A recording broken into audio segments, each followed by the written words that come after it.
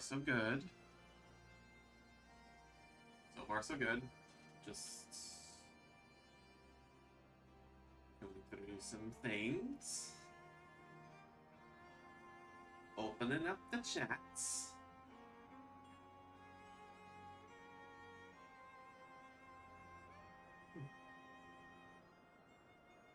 Okay. Almost ready. Just need to check. Cursor. Okay. Okay. Good to go. Hello, everybody. I am Rip, and welcome back to Final Fantasy XIV Heavensward. It's been a couple weeks. Sorry about that. I don't have. I don't gotta make excuses here. But anyways, we are back in this. We have now reached the Churning Mists. What a beautiful sight this is. So without further ado, let's get back into it.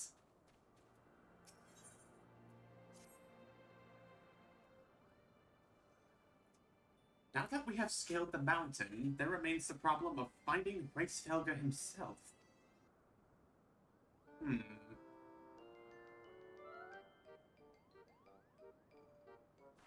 Moogle.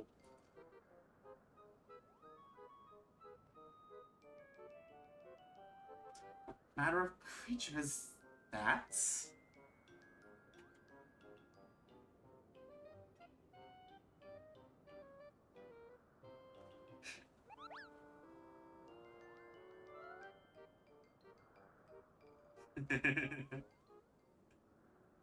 Falzon, did my eyes deceive me, or was that a Moogle? That's a Moogle, alright. It's my understanding that they only dwelt within the Twellswood. I certainly never expected to see one in the Churning Mists. The Moogle does live here. However, if the Moogle does live here, however, he may know where Helga makes his lair. Quickly now! Quickly, now! Before we lose the creature completely!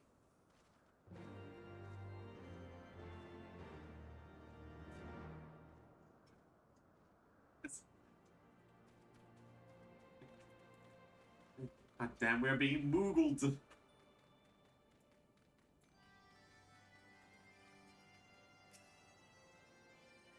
Ah, he's gone! Falzon, we must widen our search.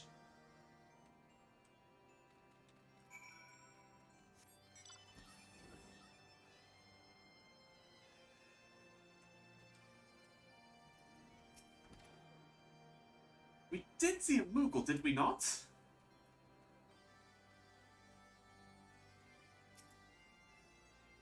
Nearby air appears warped. You sense the concealing magics are at work. Where could he have gone? And where could he have gone? I'm trying to get the voices right. I've heard tales of these Moogles, but 'tis the first time I've ever laid eyes on one. You're rather adorable, aren't they? What? Why do you stare at me so? Can I not find a creature adorable? My heart is not truly made of ice. That is one of the cutest things I've ever heard out of your sale. A Moogle, did you say? I am unfamiliar with the breed. I shall search for one nonetheless.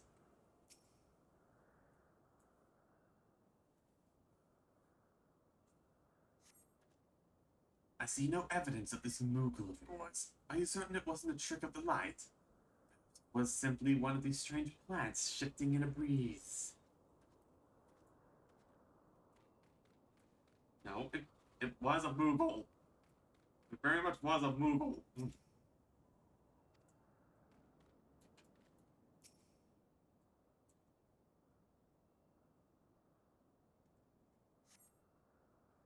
No sign of a Moogle in the area.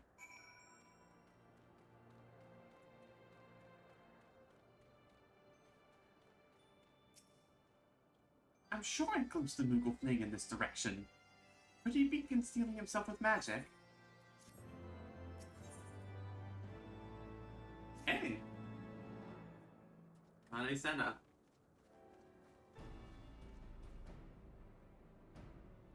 Found it. Could we but enlist the aid of one of the local Mughals, I am certain Grace Felga would not elude us for long. Though the eye enables me to sense the presence of dragons, I can only identify Nidhogg's with any certainty. We could wander the mist for days and not know if we're any closer to his brood brother. Those are days we cannot well afford to squander. Shall we divide our forces then?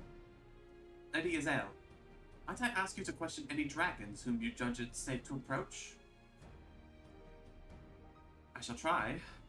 Yet I fear the influence of Nidhogg's rage will render most of the Dravanians in the area deaf to reason. What of you, Master Alpino? I have not yet given up on the Mughals. Thousand, come with me to Gridania. I mean to petition the aid of the Mughals' kin in the Twellswood. After that business with Mughal I dare say they will be glad to help us. Assuming you have no need of me, I shall remain here. Nidhogg senses both the loss of his consort and the coming of the Eye, and his attention is firmly fixed in this direction. I mean to do what I can to hold his gaze, and hope it might delay any action against Ishgard. Thank you, Basinian. Come then, Malsen. Let us make haste for Gridania, and rendezvous at Novika's altar. But I neglected to tell you, there's an aetherite of ancient construction here with which to make the return journey rather less arduous. Pray, do not forget to use it. I've seen it.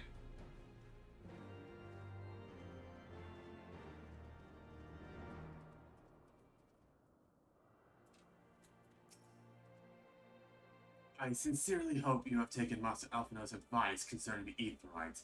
He would not wish to miss the sport if Nidhogg deigned to visit us in your absence.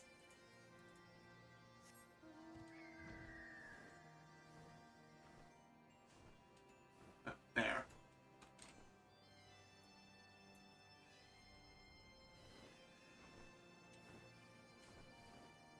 Just wanted to check to see if anyone, one of our allies is nearby. But, oh wait, hold on. I have done some things. New Gridania.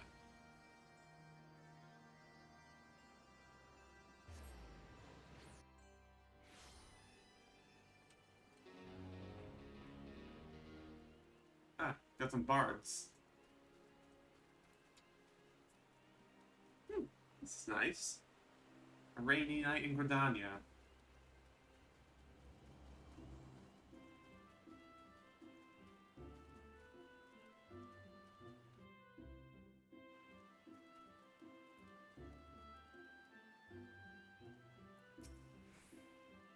I sent word to the Elder Seedsia upon arriving in Gridania, and I'm pleased to report that she has agreed to grant us an audience.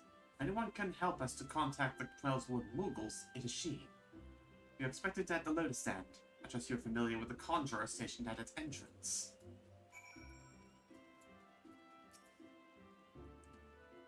The Elder Seedsia awaits you. Pray follow me.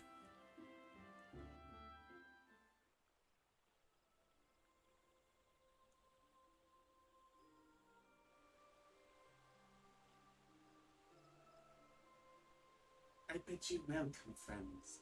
The Admiral spoke of having met with you, but 'tis no less a relief to see you safe and hale with mine own eyes. We humbly thank you for agreeing to receive us upon such short notice, and for all you've done for us in our absence. Would it were solely to express our gratitude that we came to you to this day. Alas, the tides of battle yet dictate our comings and goings. Elder Seedsia, we obey your wisdom in a manner that may bring an end to the Dragonsong War. Speak on, friend.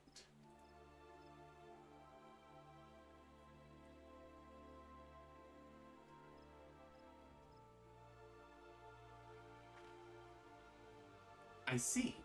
So you seek a means to contact these Mughals of the Churning Mists. I say Kupo!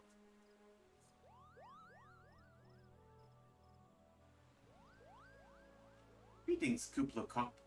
To what do we owe the pleasure of your company? I was struck by the sudden urge to bring you some fruit, Kane, and I'm jolly glad I did. Tell me more about these Moogles in the sky, Kupo. I'll gladly tell you all I know. It amounts to precious little. We encountered a Moogle high in the clouds of Dravania. I had hoped that you and your kin in the Twellswood might agree to facilitate a meeting. Pray, correct me if I am mistaken, Kuplo, but there are legends, are there not, which speak of Moogles who dwell beyond the clouds? Indeed there are, Kupo. Long, long ago, back when the world was still young, they say my ancestors served the gods up in the heavens. Of course, that was before their masters took to bickering like spoiled children. Ah yes, the tale of good King Moogle Mog the 12th. He is revered for holding fast to a rope of miraculous length, that his subjects might climb down from the sky and escape to the world below. Ignoring the more fanciful aspects of the tale, it may well be that Kuplo's ancestors hailed from the churning mists. Given how long his kin have resided in the Twellswood, it's perfectly possible that the details of their history have faded into myth. Indeed, Master Alphino, such stories often contain a measure of truth. It is like the Moogles of the Churning Mists tell similar tales of the world below. I can well imagine why the one you encountered fled at your approach. Oh, fleeing second nature to us. We often hide when the larger races come trampling through the forest. Of course, where there's one Moogle, there's bound to be more.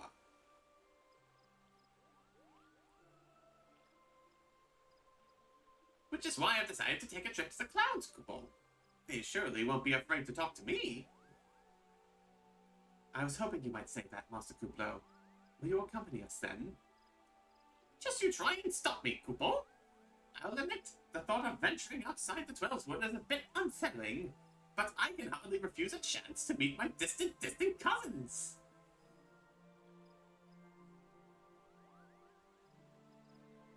If you will have me, I too will accompany you on this venture, and lend my voice to your cause as an ambassador of Britannia. Huh? My lady, you quite certain? How oft has our nation turned to the scions of the Seventh Dawn in its hour of need? How oft have we asked the Warrior of Light to risk his life to save our own? Full many times, I say to you, and never have they refused us. Thus do I choose this day to offer mine aid to our allies for the good of the realm. Is this not just a most unexpected and most welcome offer, Elder Seetsia? We would be honored by your presence.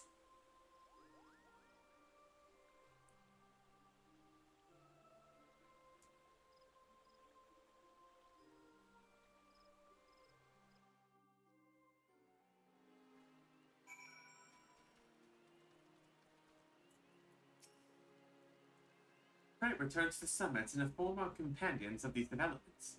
I will serve as Elder Seetsia's guide on the journey back to Som-Ar. It being a path I have already trodden, I do not anticipate any great difficulties. Besides, we shall have the Elder Seetsia's personal guard to escort us. Oh, you're in for a long walk, my friend.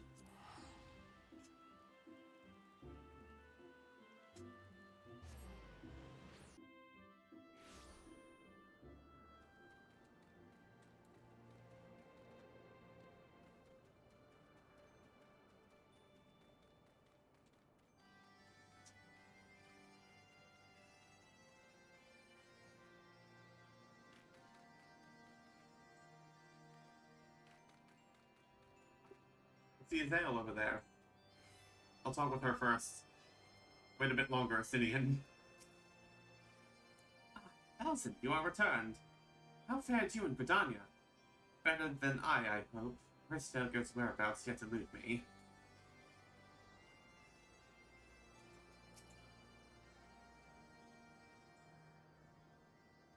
Well met, Warrior of Light. Nidhogg has not stirred, but he watches us, unblinking. Well, we got some friends a lot coming on. The Elder Seed Seer herself answers your call, and there is naught to do but wait.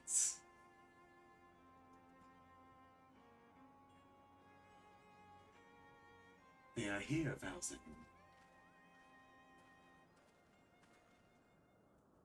Greetings, my friends. I'm happy to report that our journey was mercifully uneventful, devoid as the road was of Dravanians. But see, the dragons have abandoned some all for the churning mists. Elder Seed Seer, may I present to you Sir Estinian, Ishgard's Azure Dragoon. 'Tis an honor to meet you, Sir Estinian. I have heard many tales of your order's extraordinary skill and courage.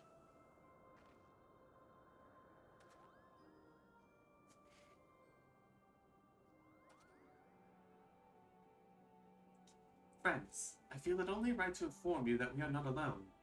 The Moogles are all around us even as we speak, and I should imagine they are more than a little concerned by the horde of strangers that have descended upon their home. And now would be an opportune moment to introduce ourselves.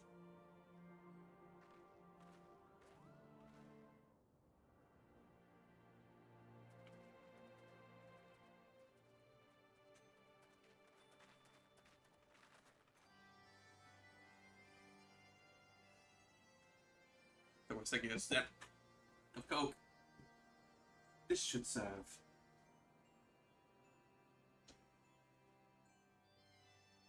They are hiding, of course, but there are so many of them, Kupo.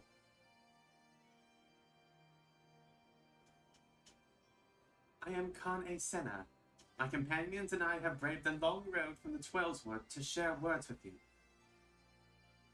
On this, the occasion of our first meeting, we bring an offering of light and wind.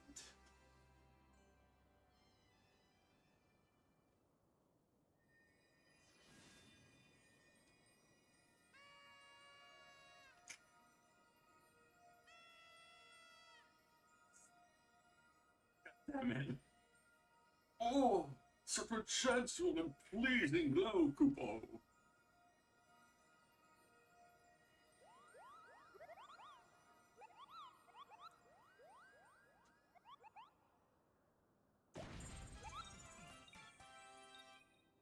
I am Moglin, chieftain of this Moogle clan. Chief Moglin, it is an honor to meet you. Greetings, I am Kuplokop, ambassador of the Twellswood Moogles.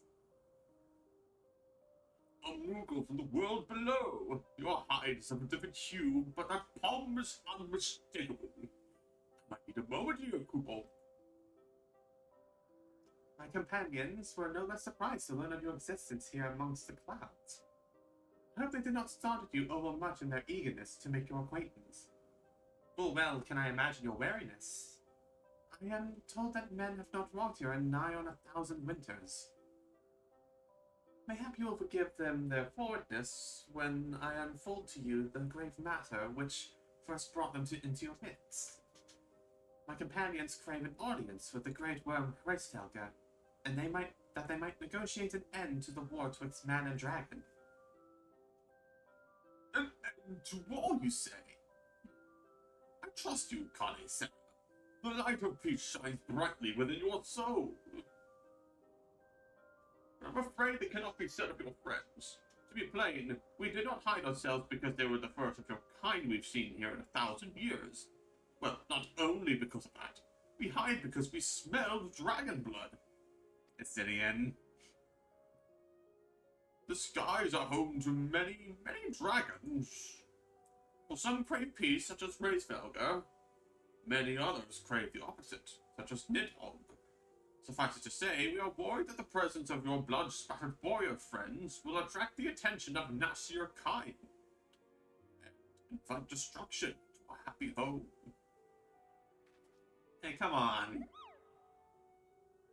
Now, just a moment, Chieftain. Valzen here may have doled out the odd thrashing or two, but it's always been him for a really good reason. He's a champion of the Twellswood Moogles, and I will not hear his good name slandered. Now, Ambassador, let's not ruffle each other's fur. I shall of course take your testimony into consideration. If I may, Chieftain, there is little room for us to strangers. Might we not take this opportunity to learn more of each other?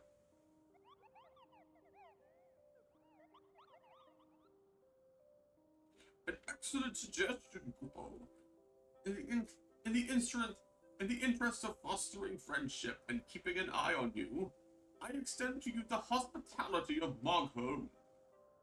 Prove yourselves worthy of our assistance, and it will be yours. I shall be watching, Kupo.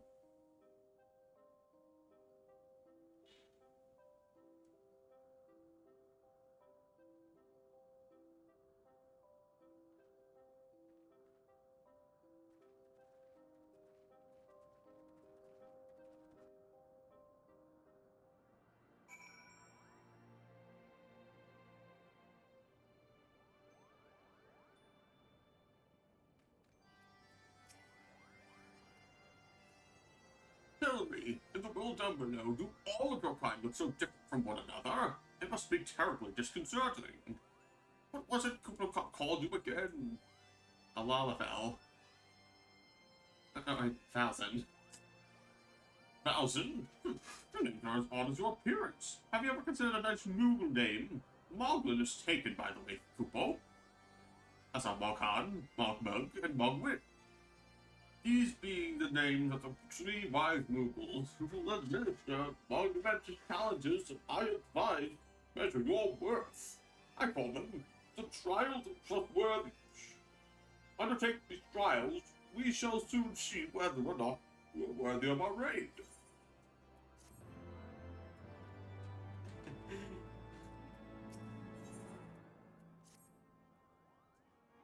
Hello, yes, I am Moghan, the foremost alchemist in Moghan, if you must know. If your tummy's gloppy or your wings droopy, I have a potion to fix that. Or I would if I didn't keep running out of ingredients. Luckily, you are here to do my trial. Yes, go forth, my adventurer, and mightily pluck 3 sprigs of cloud's breath for me. You'll find it blooming near the entrance to Elithom. It's not the safest of places, so don't let yourself be too distracted by the pretty flowers, Kupo. The detriment of New Game Plus, I can't pick up more than one MSQ. More than one MSQ quest.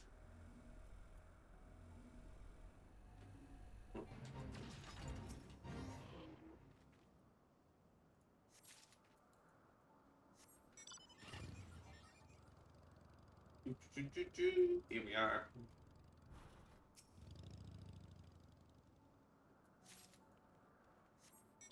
And somewhere around here. There.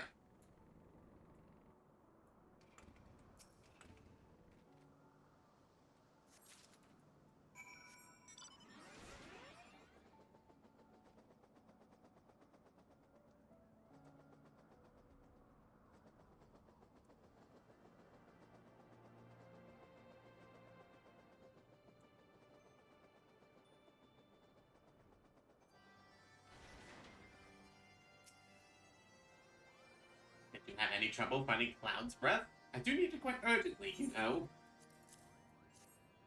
Oh yes, these are perfect. Good boy. Now I have the main ingredient for my palm tonic. Speaking of which, how are you feeling, sir?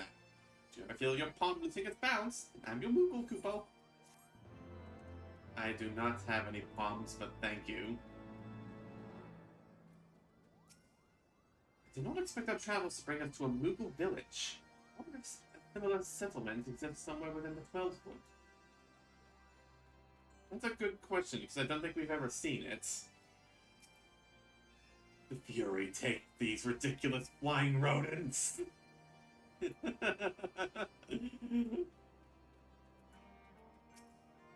Just as their cousins in the 12th Wood, these Mogholm Moogles excel in the manipulation of ether.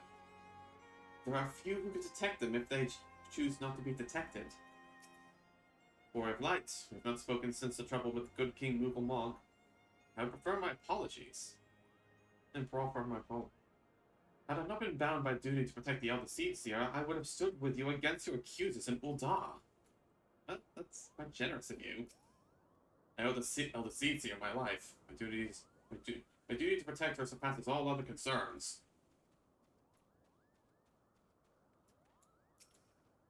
So exceedingly fluffy. How exciting to have relatives in the clouds, Kupo! Hmm? Yes, you had the pleasure of speaking with Mogmag. I know, I am the happiest, most enchanting creature you have ever laid eyes upon, Kupo. It isn't easy being this adorable. I can barely take a stroll outside without those relentless Banians throwing themselves at me. Why, they look as if they might just gobble me right up.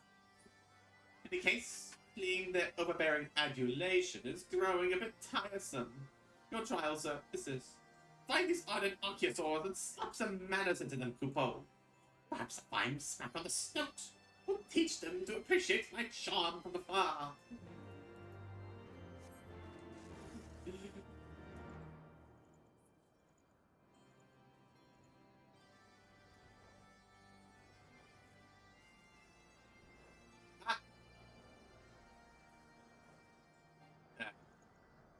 Just had a random notification happen.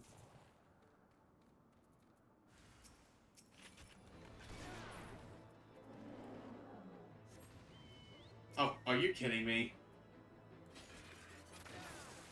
Anything else? Good.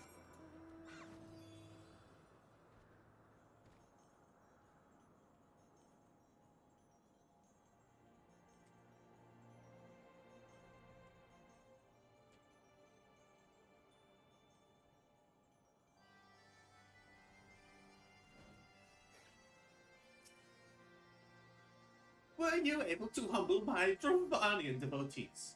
Wonderful. You're as capable as I am captivating, Kupo. Still, my precious perfection does not excuse those louds from pursuing me with so mercilessly. Tongues lolling, belly fumbling.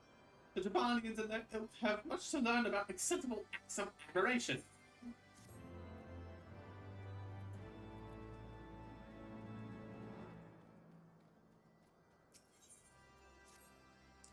Mogwit's the name, and Ark is my game. When it comes to painting, there are none in Mogholm who can match my talent with a brush, Kupo. No, I know why you come. Chief Moglin has demanded that I test your trustworthiness. But as I trust no one to create art that will satisfy me, I instead charge you with retrieving a masterpiece I seem to have misplaced. It was an ambitious and innovative work, guaranteed to fetch at least 4 Kupo nuts on the open market. You must find it.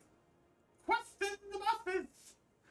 Surely a pebble painted with such vibrant color and unmistakable panache cannot have escaped the notice of every Moogle of Markholm.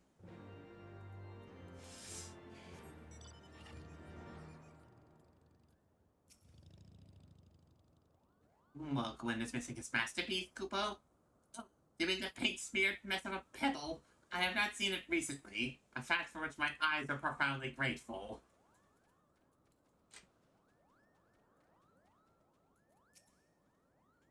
Maestro Mogwin has misplaced his masterpiece, Kupo.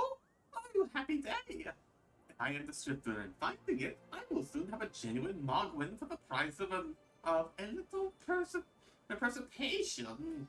Honestly, who has 4 Kupo nuts just lying about on how to spend on such luxuries?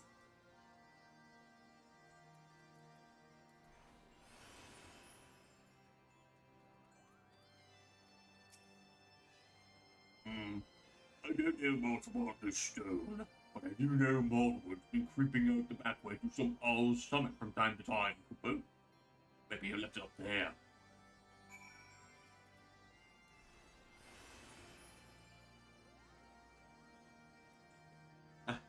I will not stop using goofy voices for Moogles. Well, did you find out? What did you find out, Kupo? Yes, now that you mention it, I do seem to recall leaving my pebble out in the sun to dry. The second part of your trial commences. Go, adventurer, and retrieve my masterpiece before some art-starved admirer swipes the stone for himself.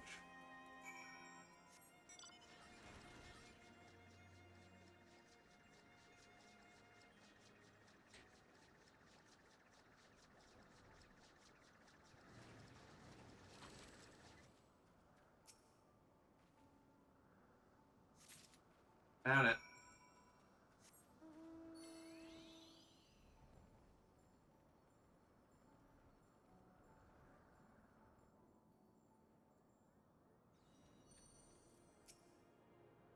Do you have it, Kupo? Is my masterpiece safe?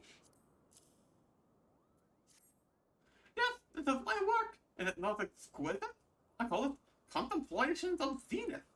Thank you, sir. At last, to exchange my art for those delectable Kupo nuts. Chief Moglen will hear of this valorous deed.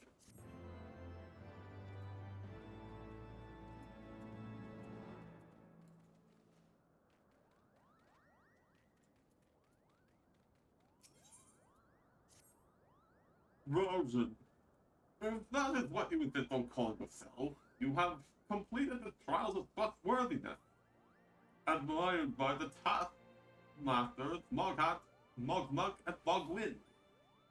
During these grueling tests of character, I closely observed your conduct, as well as your companions.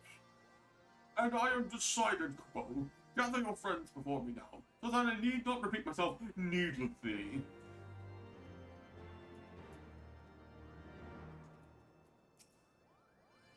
Are these trials over then? My tasks have been little more than household chores. If our hosts elect not to grant their aid after working us like pack chocobos, I shall demand compensation in coupon nuts out of principle.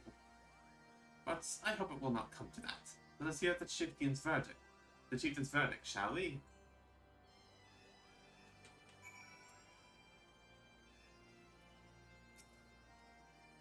How go your trials, warrior flight? I myself have been sent on a number of expeditions to chastise the local dragon population. Did not their chieftain wish to avoid inflaming the Dravanians? Such contradictions aside, our host seemed entranced by the height of my leap. Compared me to Mog, a lance-wielding Moogle warrior of Eld who favored such attacks. Just meant as a compliment, I expect, but I doubt these furry lumps could outleap a Karkul lamb, much less a dragoon. Conclude your business here swiftly, Valzen. I do not like this place. Too bad. Standing here in Moghelm, my thoughts turn inevitably to the legend of good King Moogle Mog XII and his feat in the heavens. Like most, I thought it no more than a myth, a story for younglings that grew with the telling.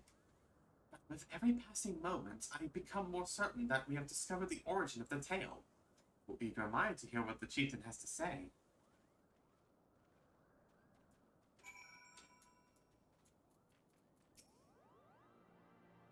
We have become such friends, Kupo. My Moogle cousins love to sing and dance as much as I do. Chief Moglen has finally come to a decision, has he? Well, I suppose I'd better flutter over and see him then.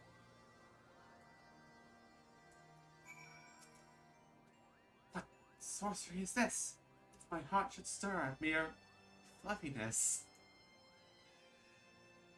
Thousand! No matter. What is it? Chief Moglen has made a decision? Well, let's not keep him waiting then.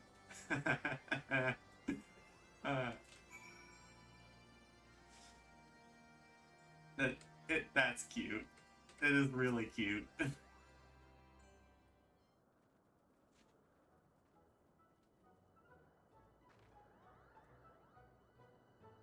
Never have I seen such determined workers, Kupo. It would have taken us moons to complete all those dreary chores and niggling errands.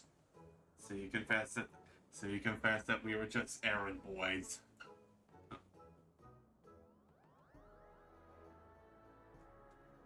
And have our labors proven the purity of our intentions, chieftain? Without a doubt. In fact, there was never really all that much doubt to begin with. You were, after all, already friends with a fellow Moogle. Then why did you have us do chores? But you see, before any meeting with Raidsfell could take place, certain preparations needed to be made. And what better way to help you pass the time than by having you perform all those tiresome tasks that no one ever wants to do, Kupo? I have a gun, you know.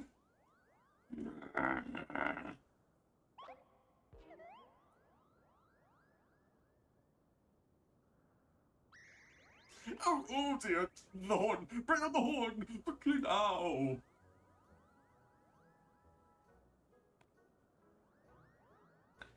We blow this wondrous instrument whenever we wish to speak with the great worm, Kupo. We, haven't perhaps been treating it with care it deserves of late, and I think Morkan may have sat on it. So we needed some time for cleaning and polishing and straightening. No lasting harm done, though. Now, you need simply head to Zenith, the worm's dwelling to the west, and give the horn a good toot. We are in your debt, chieftain. Thanks to your noble gift, we shall finally have a chance to plead our case to Raidsfell. Very possibly, yes. But I wouldn't get my hopes too high, Kupo. The old worm isn't terribly fond of, Your concern is appreciated. But I am quite certain that Raidsfell will welcome our overtures.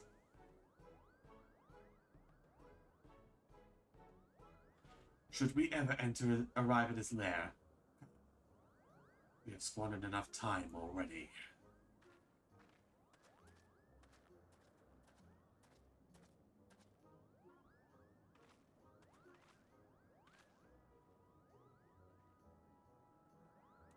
Chief Moglin, we thank you for your gracious hospitality. And we must soon take our leave. I pray that we may continue to nurture the shoots of this new-sprung friendship twixt earth and sky. Of course, of course! Visit us whenever you wish. Consider Mogholm your home among the clouds.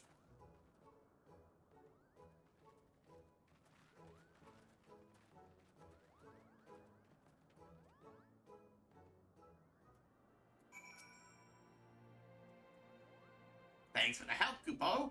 I doubt I would ever have found time for all those rotten chores. Hey, it wasn't my idea. If the chief had spent a little less time sitting about and a little more cheapening, things would never have gotten so messy in the first place. It was he who sat on the horn, by the way. But now all the errands are done and the horn is fixed, so all's well that ends well, eh, Kupo? Well, I expect you're eager to be on your way. Did I mention your friend was looking for you, Kupo? If not, Alphino is looking for you. I'll be waiting just outside, stretching my wings. Let me know when you're ready to depart.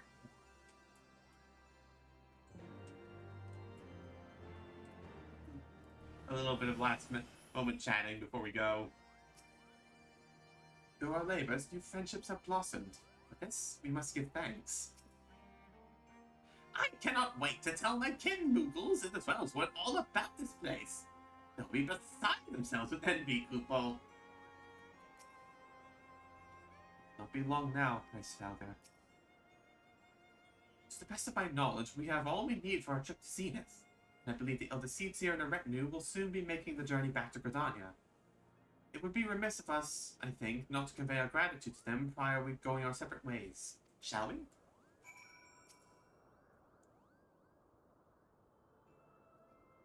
Alphino, Valzen, I do humbly thank you for what has been a most enlightening experience. Were it not for your pioneering spirits, the existence of these Moogles might never have been revealed to us. It is we who should be thankful, Elder Seedseer. Were it not for your timely diplomacy, they would never have been chosen to reveal themselves at all. And 'twas your presence, Kuplokop, that ultimately won us their trust. It must have taken great courage to lead the sanctuary of the Heavensward. We are exceedingly glad that you did. 'Twas my pleasure, Kupo. I've made so many new friends, and have so many fantastic tales to tell my kinsmoogles back home. And it is our home that we must now return. May you ever walk in the light of the crystal, my friends.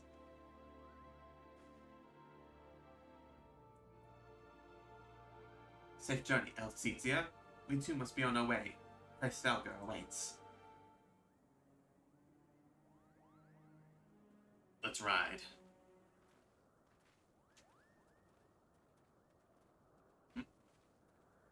What is it? Warrior of Light. Pray attend closely to your companion, Sir Estinian. Beneath that stoical facade, a storm of anguish seeds unseen. Seeds unseen. I'm aware.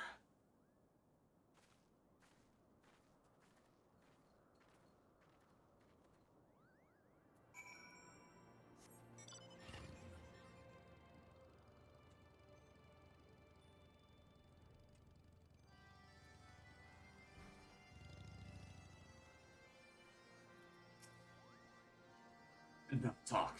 Let's leave this risible place behind us. We have tarried over long. Let us forge ahead as swiftly as we may, lest Ishgard bear the brunt of the Horde's fury. The closer we come to Heavensward, the higher my spirits rise. But is it I who should be elated? Saint Shiva. Have you said your goodbyes and dabbled away your tears, Cooper? Then we are indeed ready to go. As Chief Moglin already explained, the shiny instrument we gave you is the best means of grabbing Heavensward's attention. I'll come along and show you the way to Zenith. That's the big palace where you need to blow the horn. First things first, though, we need to make for Asar. Oh, and watch out for brand-painted dragons. Maybe that should have been the first thing, Kupo.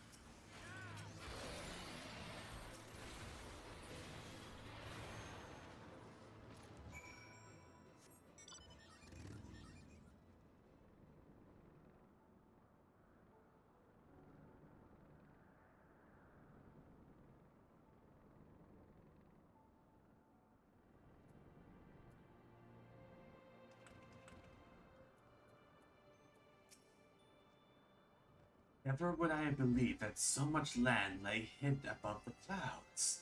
Bavania is not as I imagined it. Do you see that sculpture to the south and west of here? I'm all but certain it was carved in the likeness of Saint Shiva. Southwest... Oh, that one? I think you might be right. The histories make no reference to the existence of these ruins. Curious. Most curious. Things were a bit bitey for a while there, but I think we've arrived in one piece, Kupo. I wonder what has the dragon so awfully snappy. I mean, bad ones are always bad, but they seem worse than usual.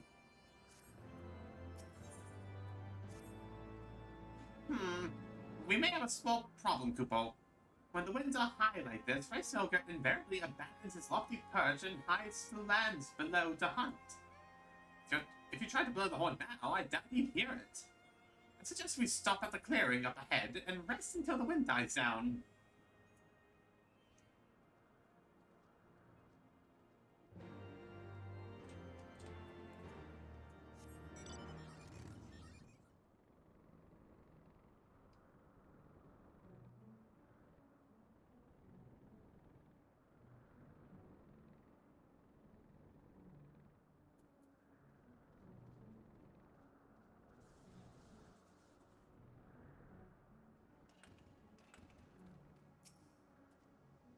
Who can say when the weather will turn? I've a mind to make camp. And now the very elements conspire to delay our meeting with Heavensward. I must be patient. The fates make mock of us. Be so close. This should do nicely, Kupo. The winds will likely have died down by tomorrow, but until then, we might as well make ourselves comfortable. If we must interrupt our journey so close to its end, I suppose this place is as good as any. And may have a brief respite from the hardships of the road will help to clear our minds in readiness for the coming parley. Very well then, I believe a campfire's in order. Leave the gathering of fuel to me. I have quite a keen nose for the firewood during my time in the frozen wastes of Kurthis. Clear our minds. 'Tis Master Elfino whose mind needs clearing. The thought of meeting a great worm in the flesh has befuddled the boy. Did you see him stroll away as if these ruins were not crawling with deadly beasts? Follow him, Valzin, and see that the wildlife does not make a meal of our young friend. We will have the camp ready by the time you return. Alright.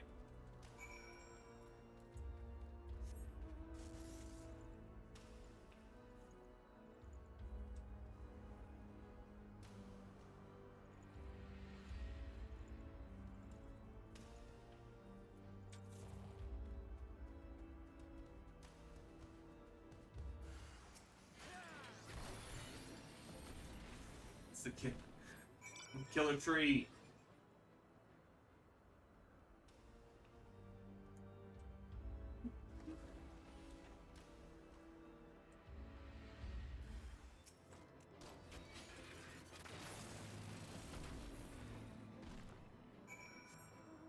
I have heard of that game that's be coming out. The trees hate you. It looks like it's gonna be annoying, but it also looks like it's gonna be plenty of fun. I hear it's currently a demo at the moment, but I can't wait until it comes out. I see I was right to worry about the boy's safety. Once Elfino returns to the wood, we can see about supper. The Ice Queen has filled a pot with what look like stew ingredients, ready for the fire.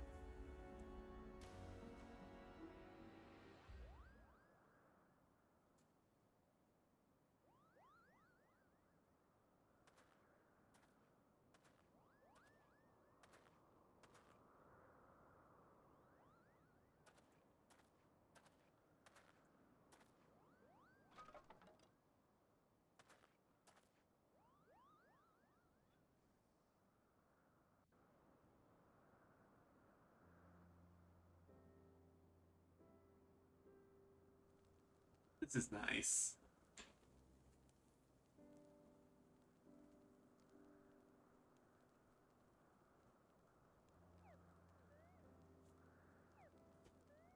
Sleepy moo.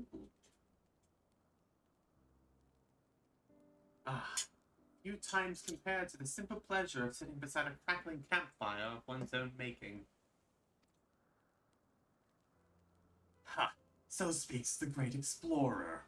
Until recently, you wouldn't have recognized firewood if it came with kindling and a flint. Tis well you instructed me so patiently then.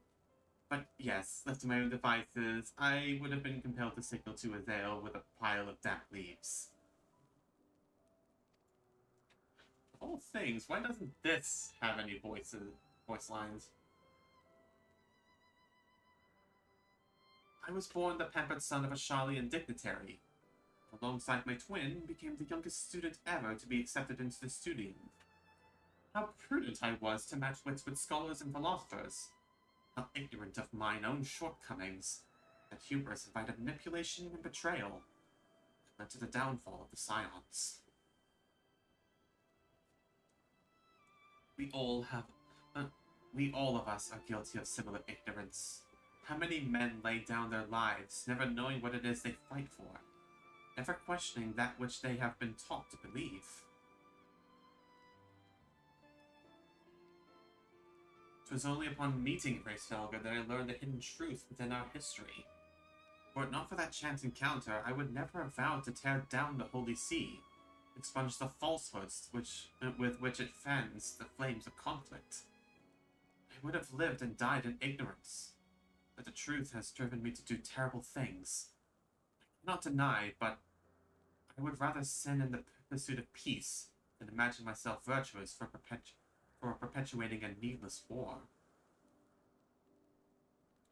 this journey has taught me anything, it is the importance and difficulty of holding to one's convictions in the face of failure, striving always to replace one's ignorance with knowledge.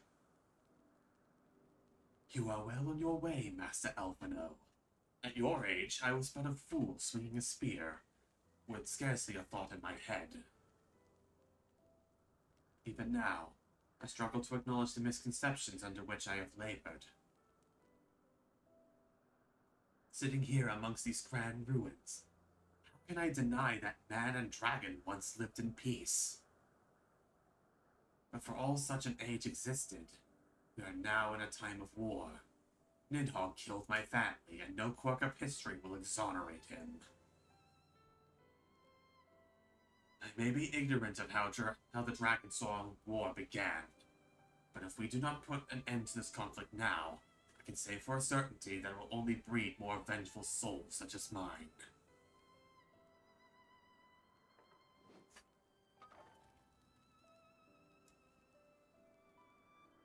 In my hands resides the power to vanquish a great worm.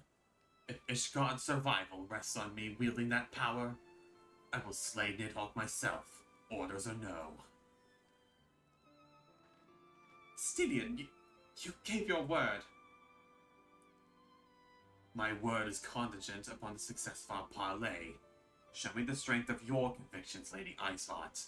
Convince Hraesvelgr of the righteousness of your cause.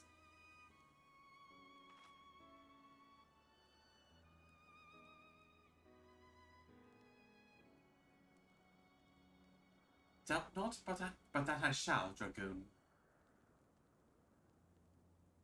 Well, winds willing, we shall have our answers on the morrow. Let's sleep now and face our fate with the rising of the sun.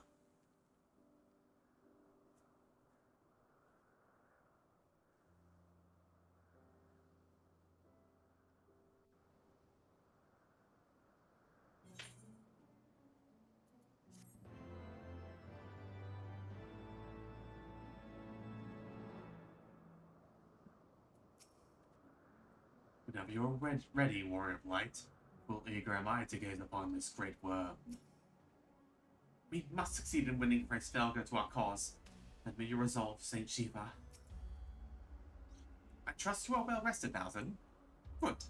If we have to parley with Hraesvelgr, we shall each have need of the full complement of our wits. The campfire was cozy. I must have fallen asleep, Kubo. But do you feel how the winds have shifted? They will have borne Hraesvelgr back to the skies above Zenith, I am sure of it. This is your chance to climb to the highest floor of the palace and summon him with the toot of the shiny horn. So, I'll be heading back now if it's all the same to you. Good luck, Kubo. It was nice knowing you.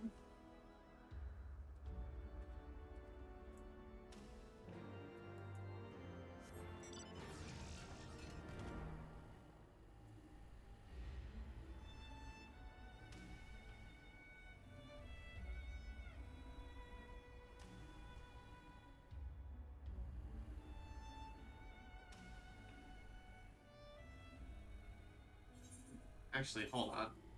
I'll up the volume just good enough.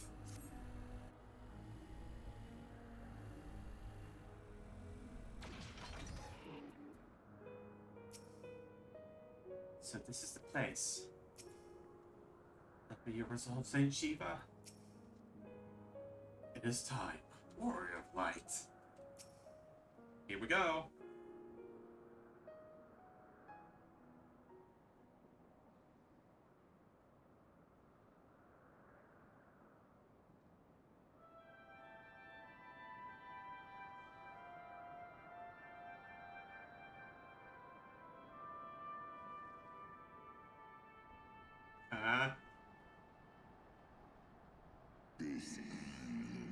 Mortals, why do you disturb my solitude?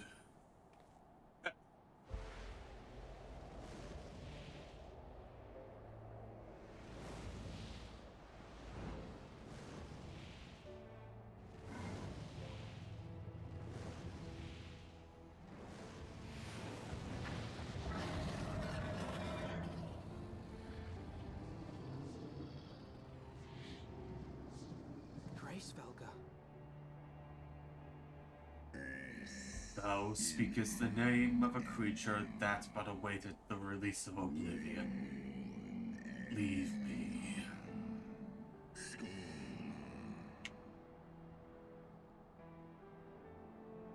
By the 12.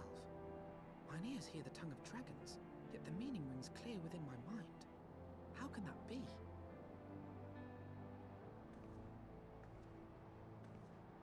Racefelger, do you not remember me? 'Twas I whom you found in Dravania. I who glimpsed the truth. The truth about your past. About Shiva.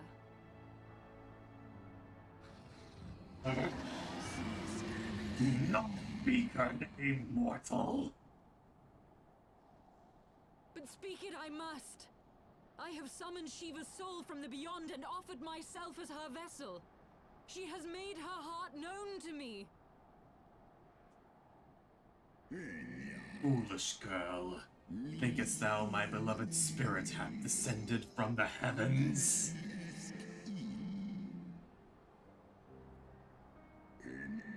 That the secrets of her heart are thine to know? I have surrendered mine to her. Do you not see, my love? I am Shiva reborn. Gullible fool. The light but illuminated the past for thee. It did not grant thee omniscience.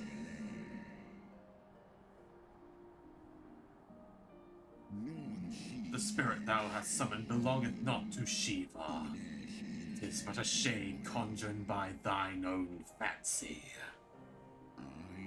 In an age long past, mine own kin were guilty of like folly. Beguiled by the Dark One's lies, they attempted to resurrect a king among worms, yet the divinity they called forth merely borrowed the semblance of my fallen brood brother. Such gods are not summoned, but created. Phantoms spurned from the threads of misplaced faith. Then the spirit that answered Was but thy dream of Shiva. Thy soul hath been corrupted by a deity of thine own making, child.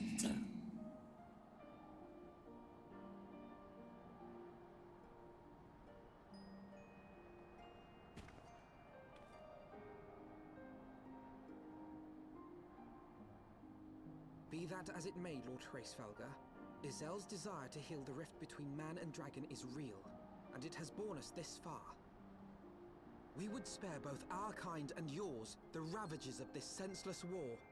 Pray join your voice to ours in a call for peace and forgiveness.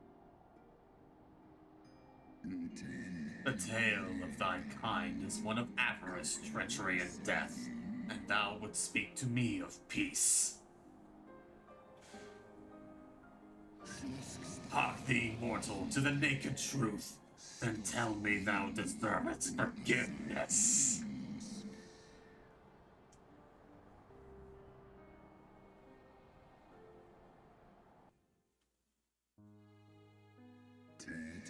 "1,200 years ago, my beloved Shiva's sacrifice served to bring an end to the war twixt man and dragon, paving the way for an age of peace and cooperation. 2 centuries of harmony were to follow, during which time the Ellison learned much of us, not least the eyes of a great worm are the wellspring of his strength.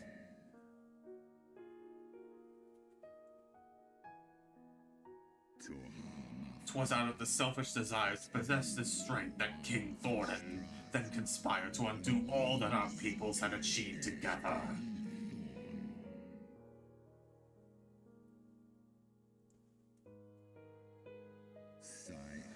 With the aid of his leal knights, that most noble of Ellison lured my brood sister Ratatoska into an ambush and took from her that which she craved.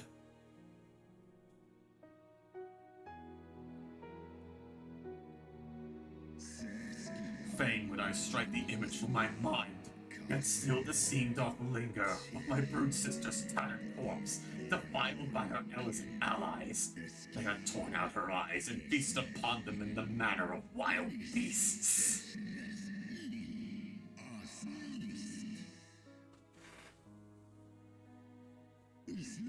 Yet, that was not all. For their bloody banquet, the fiends had gained strength beyond that of mortal men. Even now I labor to comprehend the enormity of their betrayal.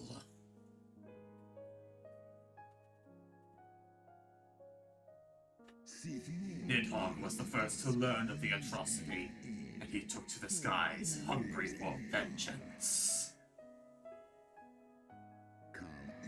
But though he slew thwarted some few of his knights, their fellow butchers knew only too well where to aim their spears, and now practice savagery. They set about my brute brother, sending him flailing from the field. Such is the truth the Holy See would keep hidden. Such was the beginning of the Dragon Song War. It's a song my kind shall never forget. In should 10,000 years pass and Ishgard crumble into dust.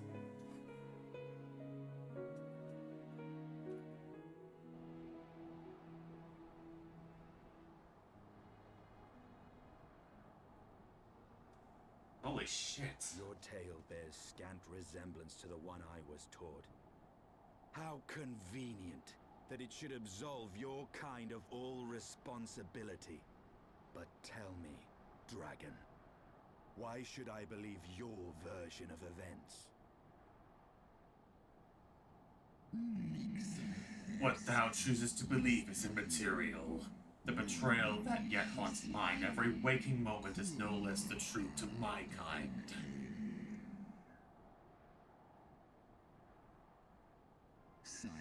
And Nidhogg meaneth for Thornton's people to suffer for the sin till the end of days. That which thou imaginest a war of extinction is but a punishment, a siege of the spirit.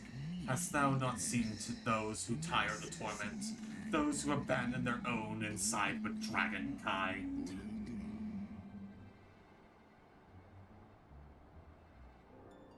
Ishgard's so-called heretics.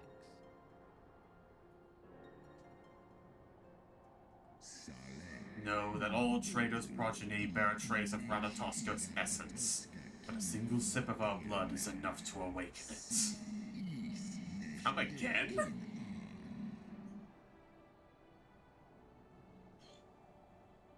Then the seed lies within us. 'Tis for this reason that those who abandon their loyalties are rewarded with a drink, and thus they are transformed to join the ranks of Nidhogg's ever-growing army as newborn dragons. One by one, through death or defection, my brute brother shall account for all the betrayers as children.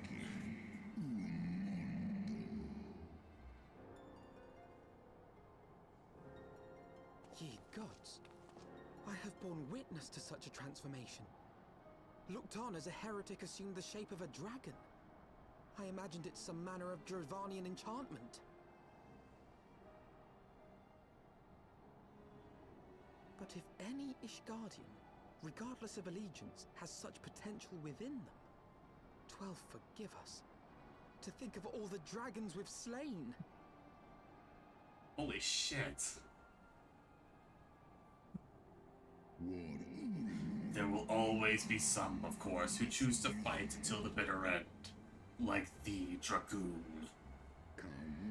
But struggle as thou might, thy youthful vigor will be spent ere thou reachest 210, and Nidhogg shall remain to torment thine offspring. Oft have I wondered why Nidhogg did not simply raze Ishgard to the ground. Now I have my answer. He has no intention of winning the Dragon Song War, for it is no war at all. But vengeance, an eternal requiem sung for his murdered sister. Thou hast the right of it, Dragon Slayer. Comprehendest thou now the futility of thy quest? I have not come this far only to admit defeat. We can still return the eye to Nidhogg and beg forgiveness for our ancestors' crimes. Mayhap our words will sway him. Stubborn child, thou thinkest in mortal terms. Our perception of time is too broad for thee to grasp.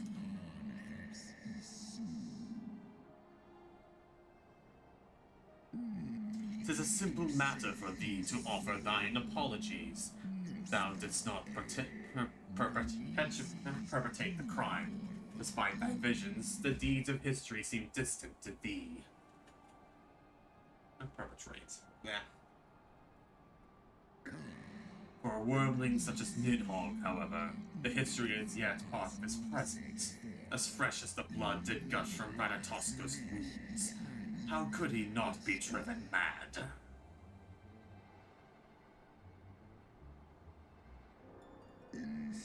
'Tis only by the calming embrace of Shiva's soul that mine own fury hath not consumed me.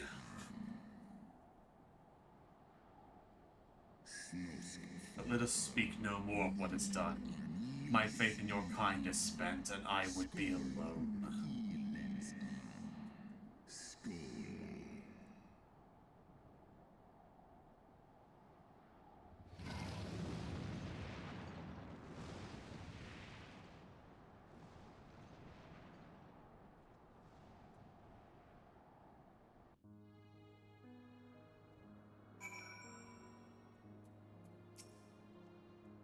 As predicted, Iceheart's faith in the worm was misplaced, which leaves us with but one recourse. You know I have the right of it, Warrior of Light. What false goddess is Shiva? What manner of phantom have I welcomed into my heart? Hraesvelgr was every bit as awe-inspiring as I imagined. His voice fairly dripped with power. The will behind his words so undeniable that it transcended my ignorance of the dragon's tongue. It's but a pity that I misliked what he said. So far did we travel, even unto the very heavens themselves, only to be dismissed like unruly children. Far from mitigating this humiliation, the hidden truths we have learned serve only to prove that our grand mission of peace is destined to fail from the first. Nothing will deter Nidhogg from his course. Part 1. Here we go, Part 2.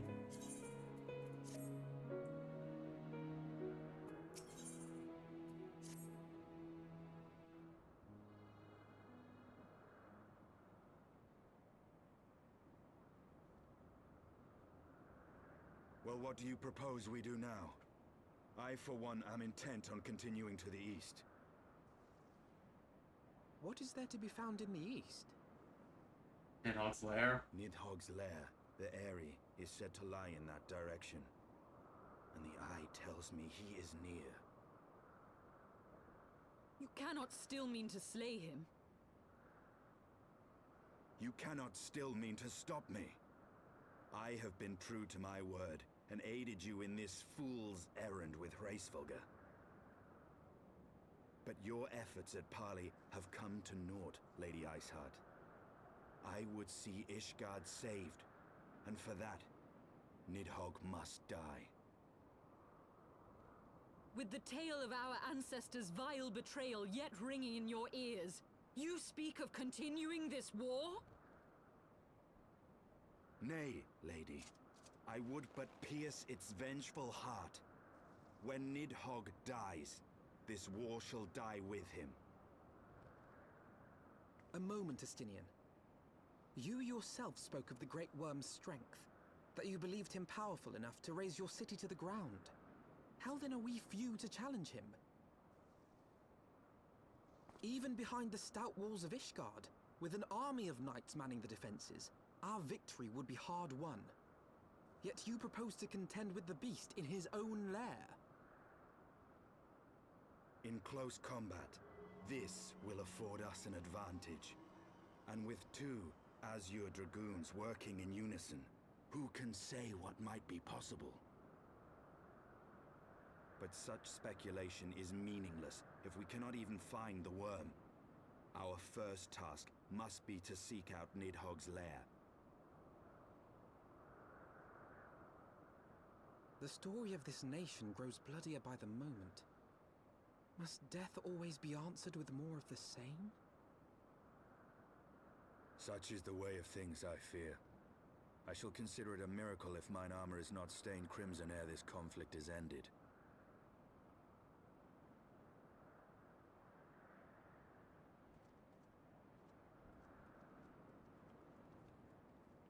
That I should be blinded by my own lies. Everything I believed, everything I thought I was, gone. All gone. Leave her. Your words will not reach her now. And we have not the time to wait for her to gather up the pieces of her shattered faith.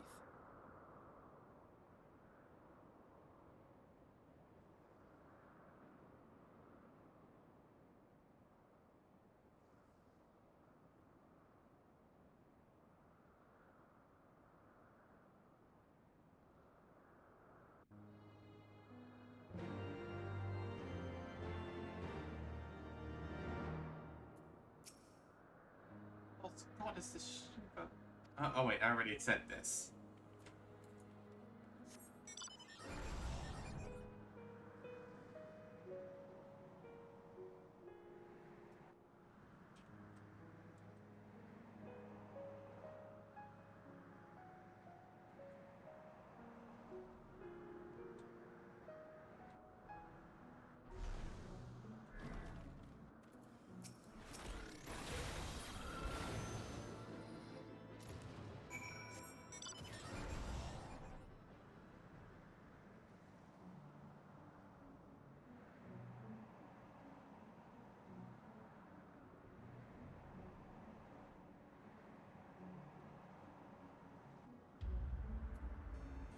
Oh, okay, yeah. Just double checking OBS to see if my voice is still coming through.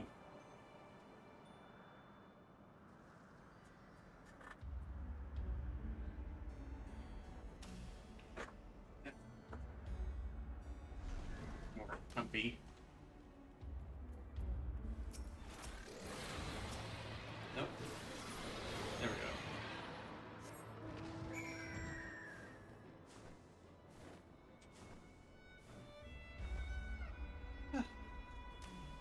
Oh yeah, that's enlightening. So, if Ishgard's descendants drank of Ranatostra's blood, that means everyone in Ishgard is part dragon, in some way.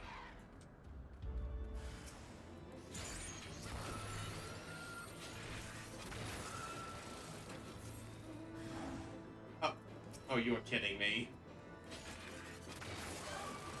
Anything else? Good.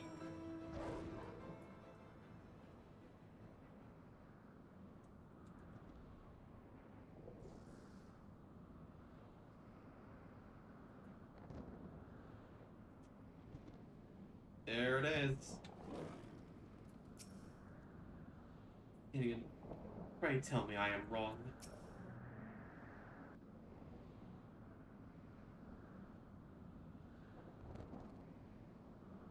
Is that it?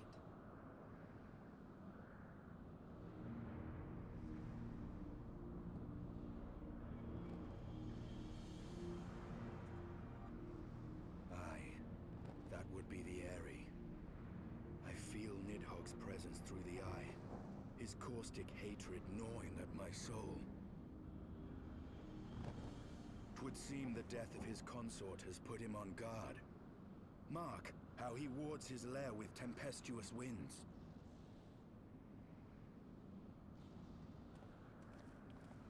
A similar barrier once barred our entrance to the primal Garuda's domain, until we discovered the means by which it could be penetrated.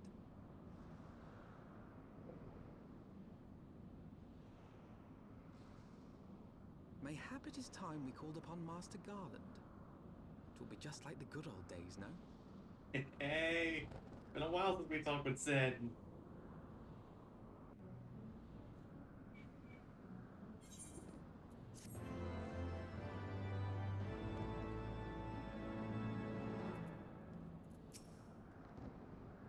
If our only remaining recourse is to violence, then we should seek out the swiftest path to victory. With every moment we hesitate, Ishgard's prospects grow bleaker. A force of sufficient power to break through a primal's defenses might conceivably grant us access to the Eyrie. And I can offer no better solution. Pray, consult this engineer friend of yours. Very well. On the condition that you swear not to lure Nidhogg from his lair in our absence. Conceal all the glory for myself, you mean? Nay, I'm not so selfish as that. Contact me by link pearl when your preparations are complete, and we shall set forth from Ishgard together. I suggest we rendezvous back at Saint Renate's Forum, Alzin. From what I gleaned of the Holy Sea's decidedly ambitious airship project, Sid will still be in Ishgard. Go, meet with your engineer friend. I shall remain here and keep vigil over the worm.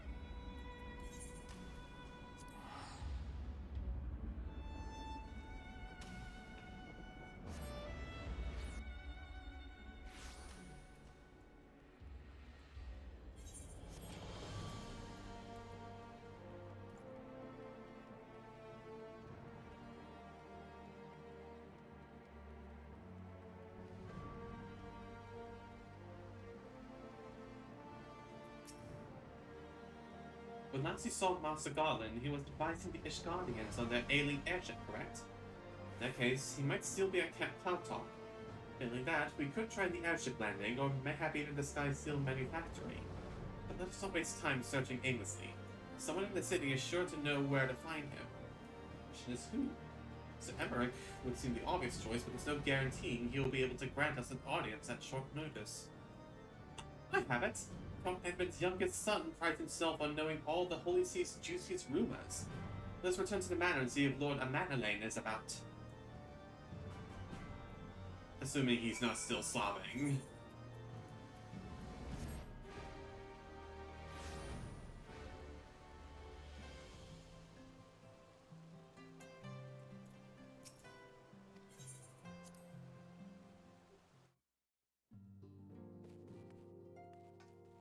Here they are. When it comes to changing information of uncertain origin, Lord Amanalain is of a progeny. We're fortunate to find Lord Amanalain at home. The tavern keeper's loss is our gain. Ah, the hero returns! Here's the fine old boy. Well, I trust.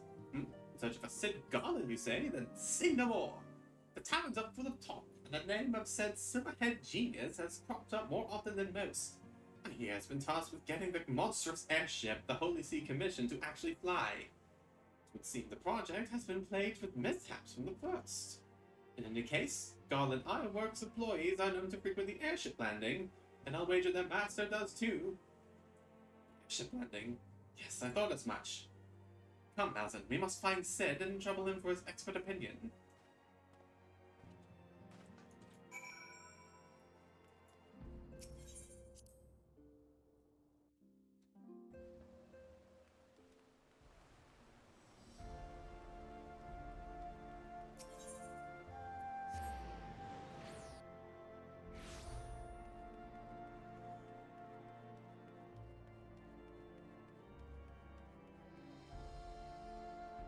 Hey! If Ishgard comes under attack, we'll have to get out of the city pretty sharpish. Don't much idea of leaving a job half finished, though. What's that? There are dragons coming! There are dragons coming? Sorry, can't talk now. Have to finish the job and get out of here.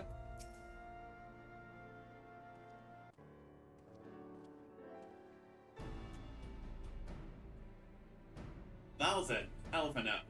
How fare you both? Not terribly well, judging by your faces. Greetings, Master Garland. I'm sure it will come as little surprise when I tell you we have need of a favor.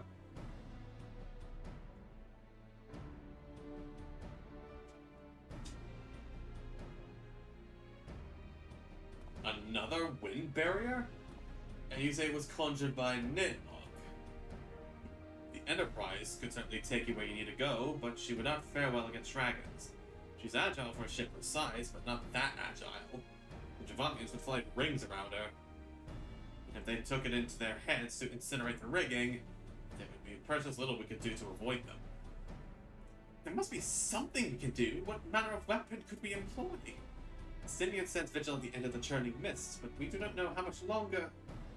Alright, I didn't say it was impossible. I said it was impossible for the Enterprise. We need a smaller boat. Biggs, Wedge, so we give that new toy was a proper field test.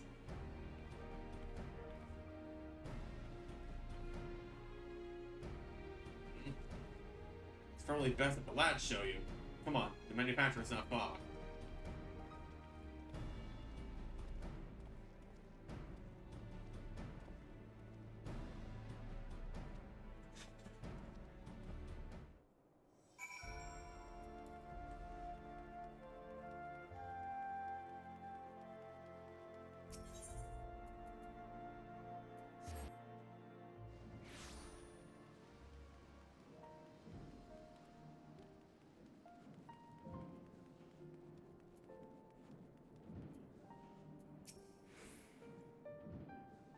They all want to build bigger, but we know where the future is headed. This Guardians have granted us to use a small corner of their workshop, not part of the agreement. I think you'll see we've made the most of the space. Oh yes, the Sky Steel Manufactory. As recall, this workshop is primarily devoted to the construction of dragon-slaying weapons. Our little project's just inside. You're going to like this one.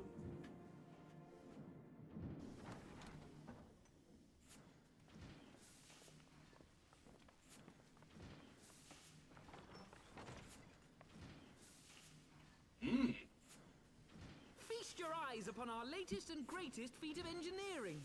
We call it a mana cutter.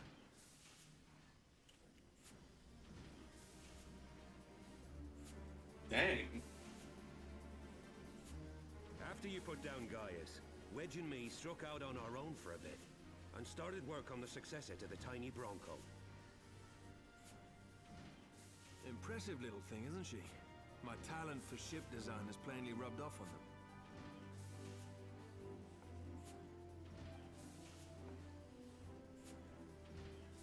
They've adapted the principles of corrupted crystal technology and constructed a mechanism which converts ether from its surroundings into elemental wind. Said wind is then harnessed by the specially engineered sails, providing the craft with propulsion and lift. All in all, a most elegant solution. I'm actually a little upset that I didn't think of it myself. The design does, however, come with one small flaw. The energy conversion ratio's bloody awful.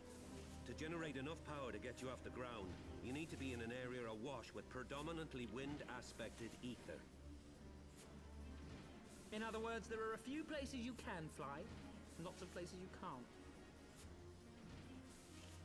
The new Ishgardian airship hasn't left the boys much time for tinkering, meaning it may be a while before this particular project takes off, if you'll forgive the pun.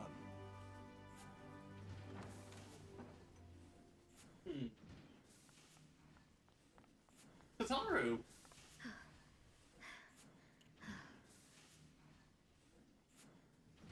Tataru, what's happened?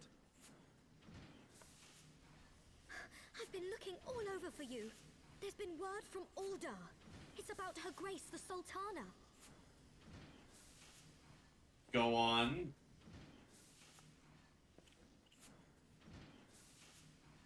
It seems you're required elsewhere. Leave the mana cutter with us. We'll see that she's airworthy and suitably equipped to slice through those winds.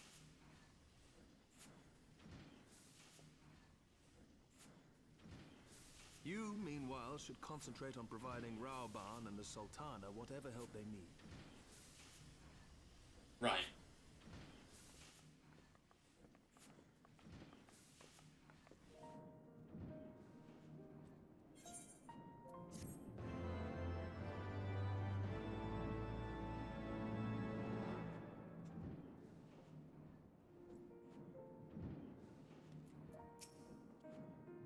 Let's treat this youth, Nelson. Shall we hear what news Taro has brought us? General Raubon says they may have uncovered the Sultana's whereabouts. He wants you, by which I mean both of you, to go to the Waking Sands right away and help the investigation. Come, Thousand. Pressing through the Ishgard's plight, pressing though the Ishgard's plight... Come, Thousand. Pressing though Ishgard's plight may be, our presence here will not serve to hasten the Mana Carta's completion. Let us return to the troubled lands of Thanalan. Lend what aid we may. Taru, have our friends of the congregation send a message to Asinian. Tell them we have identified a solution to our problem, but will take some time to prepare. As you wish, Master Alphino. To the Waking Sands, Warrior of Light. This past time, Uldar was delivered from this darkness.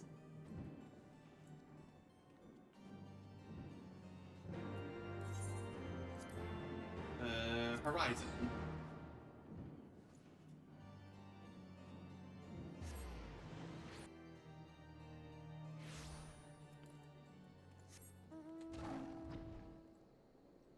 Oh god. Again, the surprise notification.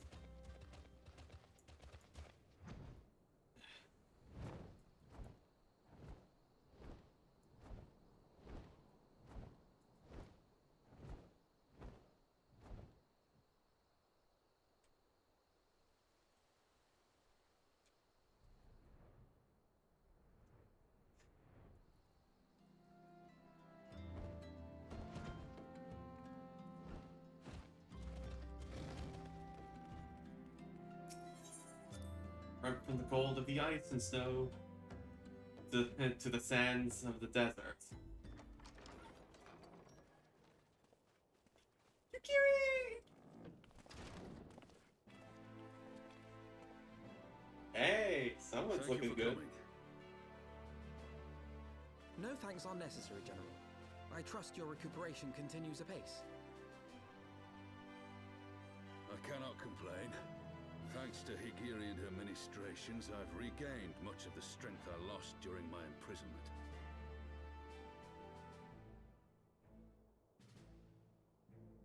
I gather you have made progress in the search for Her Grace. Aye, some good fortune at last. A few days past, Julala informed us that a sizable shipment of alchemical supplies had been delivered to the palace.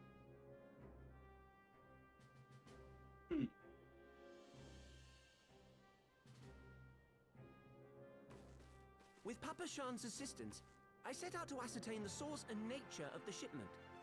My inquiries led me to Frondale's frontistery. There, I learned that an order had been placed for a curious substance designed to sustain patients trapped in death-like slumber. An invention of the former head alchemist, apparently. A death-like slumber? This cannot be a coincidence. It lends some weight to Julala's claims, aye. Her Grace is likely somewhere within the palace, abed but alive.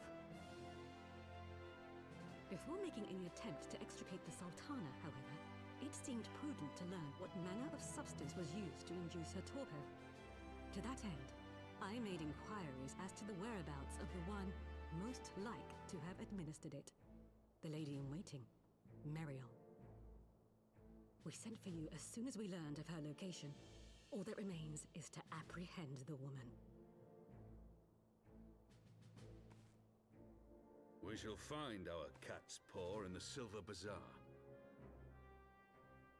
But we must tread carefully. The market is not the bustling place it once was, and someone is sure to mark our coming. Should they inform the monetarists, we'll have a fight on our hands. We must be prepared for the worst, and being short an arm, I thought it wise to take another in its stead. What say you, Warrior of Light? Will you lend me yours? As long as you don't mind that spare arm holding a gun. Then I pity the bastard that stands in our way. Come, my friends, for Nanamo and for Uldar!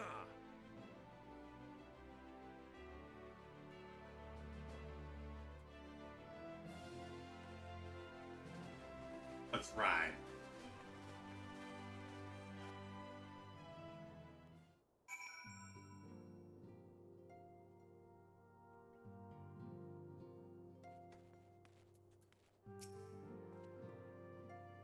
If one had chosen to entrap the Sultana in a death-like sleep rather than slay her, then one would surely know of a means to rouse her from said state. There must be an antidote to this poison. Our target is Muriel, the Sultana's former lady-in-waiting, woman of Midlander heritage. I'm told the two of you have met. Our sources indicate that she left the palace shortly after the incident. Finally rejoined the dwindling population of the Silver Bazaar. Suggest we begin by questioning the market's residents and confirm that Muriel is still in hiding there.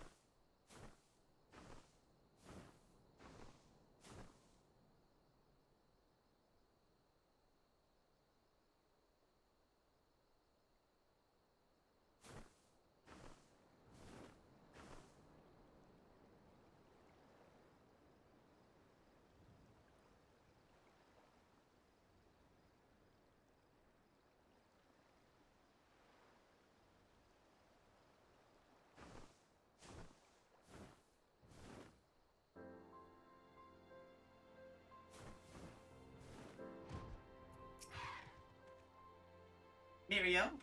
Aye, she's here. Left the city for good, she says. Barely leaves her house, though. It's the one closest to the market entrance.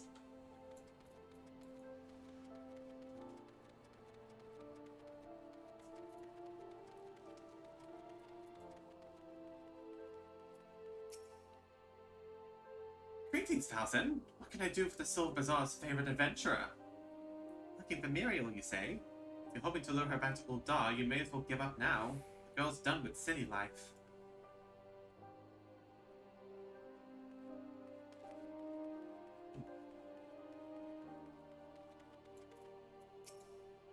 Easy now, General. We don't want her bolting down some other hole. God damn it, where is she? I will tear this place apart if I must. Dulala, what are you doing here? Let us gather all the players together. This has gone on long enough. Yet another entrance. I suppose it was too much to ask that we stumble upon her buying fruit in the market square. I have met the Sultana's handmaiden on numerous occasions, but I cannot for the life of me bring her features to mind.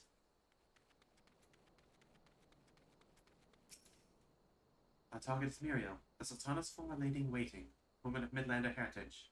Told the two of you have met. Sources indicate that she left the palace shortly after the incident and quietly rejoined the dwindling... Wait, you've already said this to me back at the...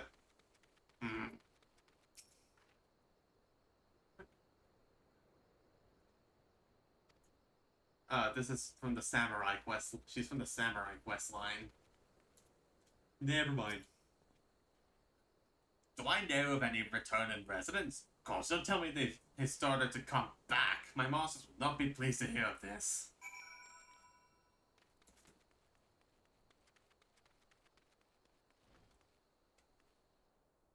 There you are.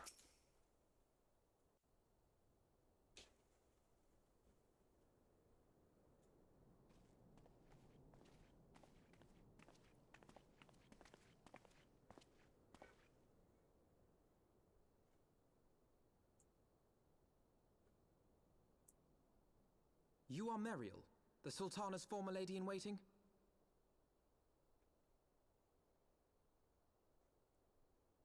I know no one of that name. Pray excuse me.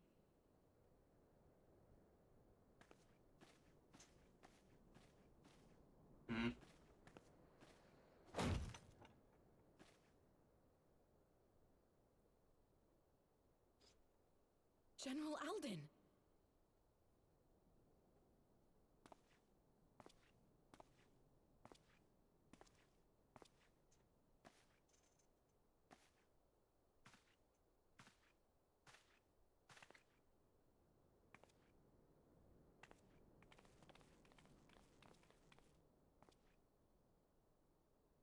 will have the truth from you, girl.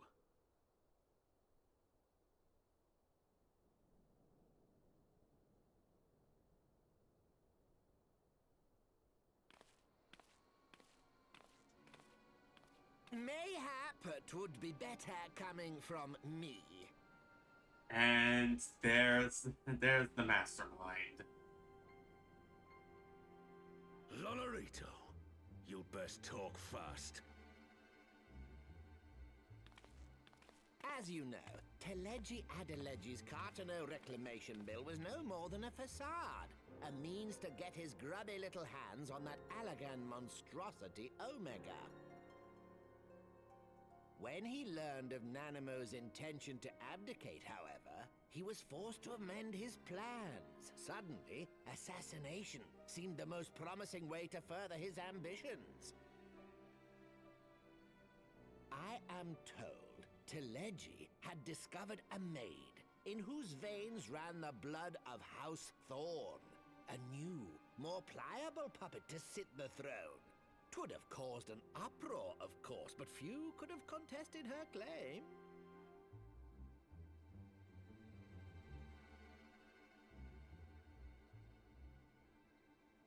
'Twas plain that Teleji's wild machinations had outgrown our ability to control them.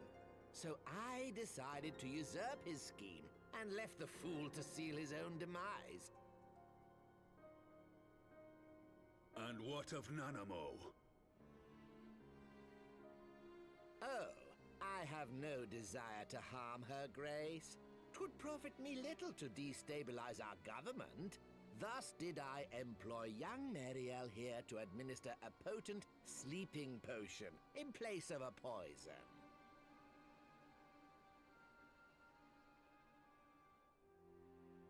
You should know, General, that your dear friend Ilberd was fully aware of my plan. Come again. I had him lie about the assassination as a means to prime your rage against Teleji.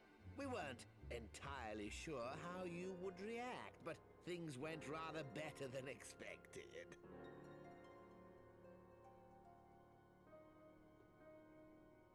You conniving little worm! You had your claws in the Crystal Braves before their first recruit had sworn to serve! But of course, when a new game begins, 'tis only prudent to have a piece on the board. Ilberd was mine. Truth be told, a significant proportion of the Braves' initial endowment was also mine. With such large sums moving about, 'twas a rather trifling matter to disguise my own contribution.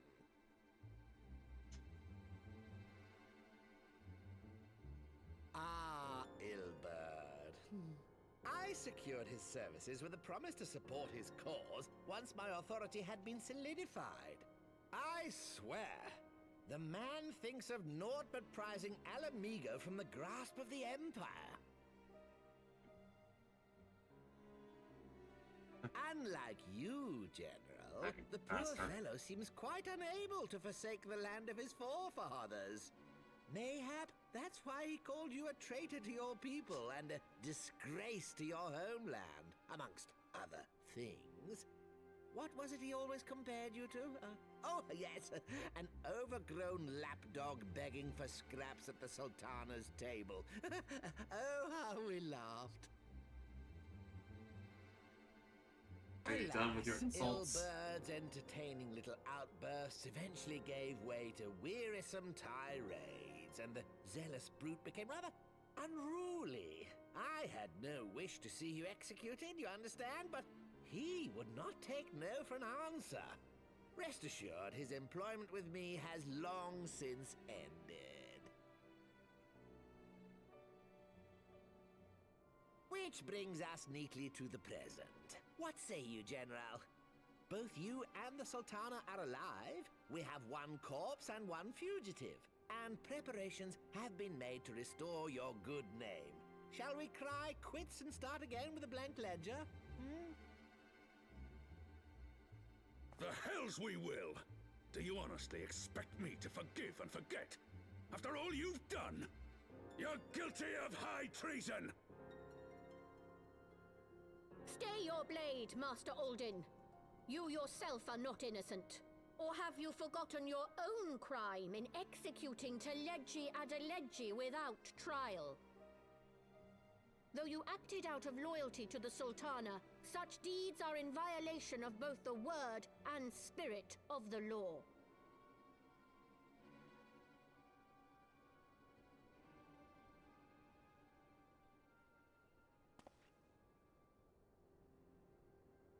If you would, Lord Lolorito?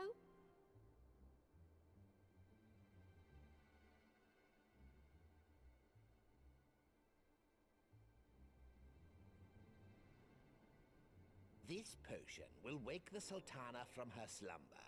Consider it a gesture of conciliation.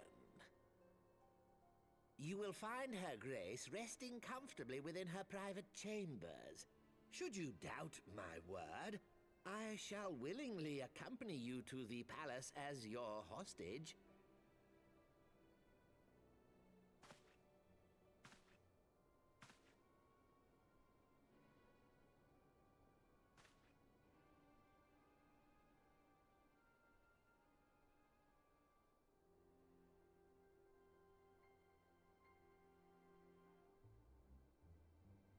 I like not your motives, Lolorito.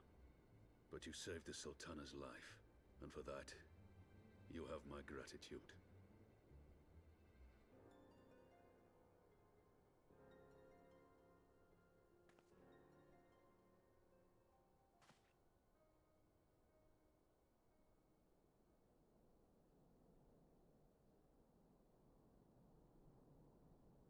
Rauban Aldin, you are hereby reinstated as General of the Immortal Flames. The citizens of Ul'dah shall once more be united under Nanamo Ul'Namo, and together we shall usher in a new age of prosperity.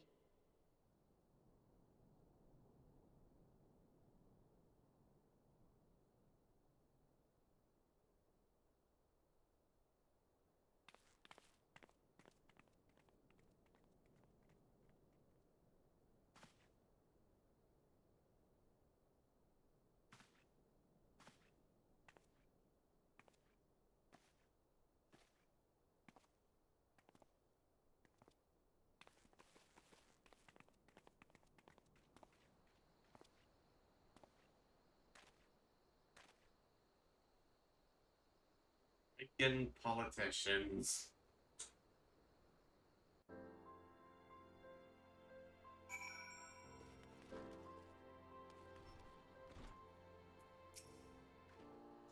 You had killed the one you served. Ah, pray excuse my mutterings. I was reminded of a line from an old poem. At 12, I feared Lord Lolorito's arrival would herald another bloodbath. Little did I suspect that he of all people would gift us the means to rouse the Sultana.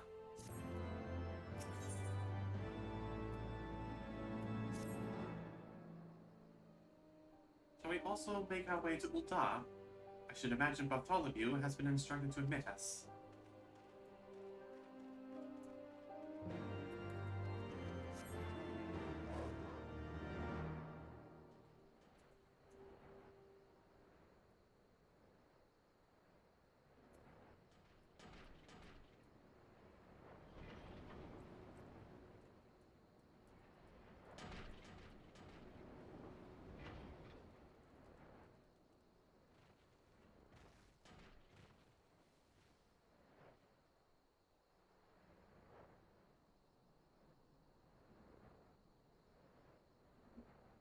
Mm.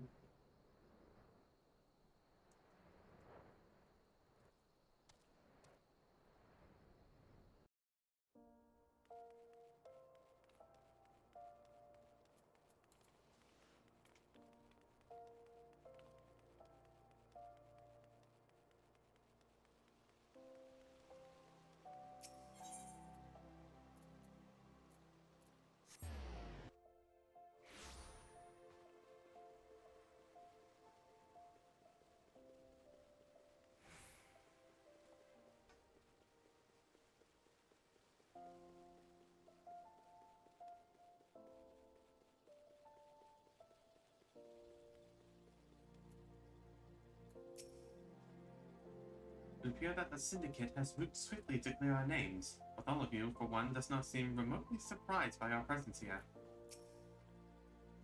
I hope Lord Lolorito's potion is as effective as he claims. Flame General Raubal mentioned that you'd be coming. Right this way, if you will.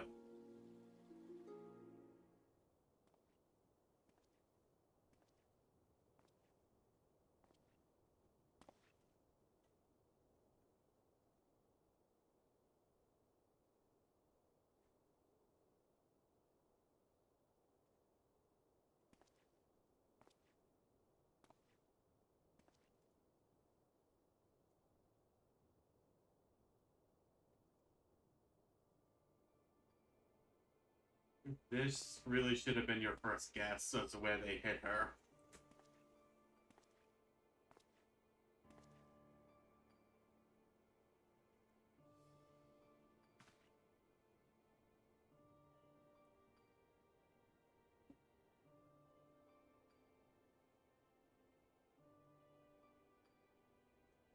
Alright, let's awaken Sleeping Beauty.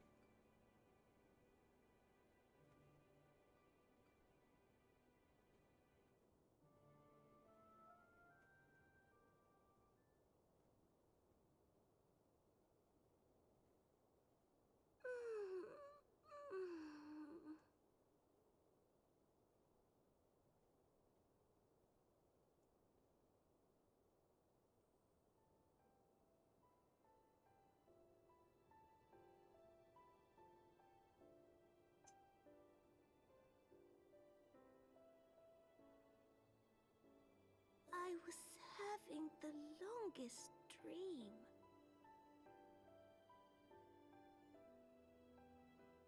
"'Tis time to wake up, Your Grace. Another day begins in Thanalan, and the sun blazes bright upon the sands.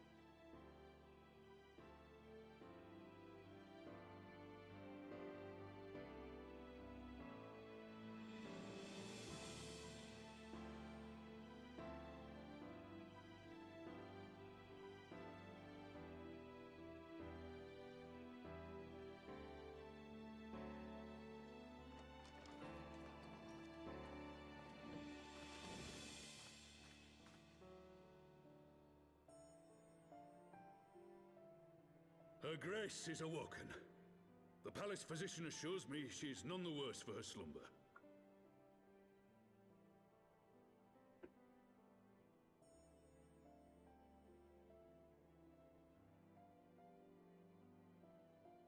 I believe Her Grace will soon resume her plans to place the government of Uldar into the hands of its citizens. Whatever path she chooses to take, I shall walk it with her. And we shall tread slowly, lest the nation be unsettled in our wake.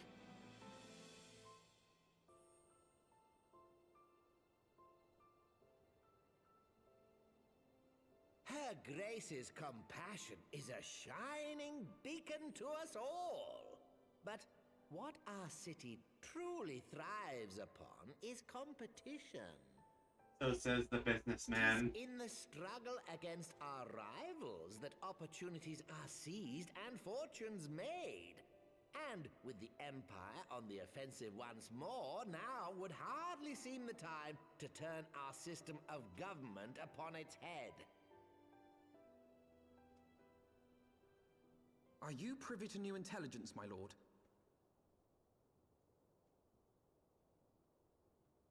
I would hardly call it new. Remind me, what was the name of that enormous Imperial warship which met its end in Mordona?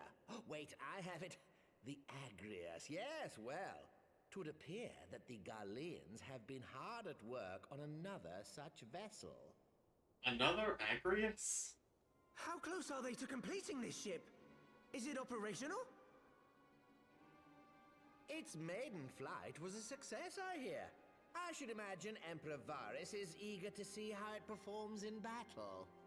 Oh, God, no. My lords and lady, I move that it is time to repair the damage caused by Teleji Adeleji and prepare our great nation to repel the Empire once more.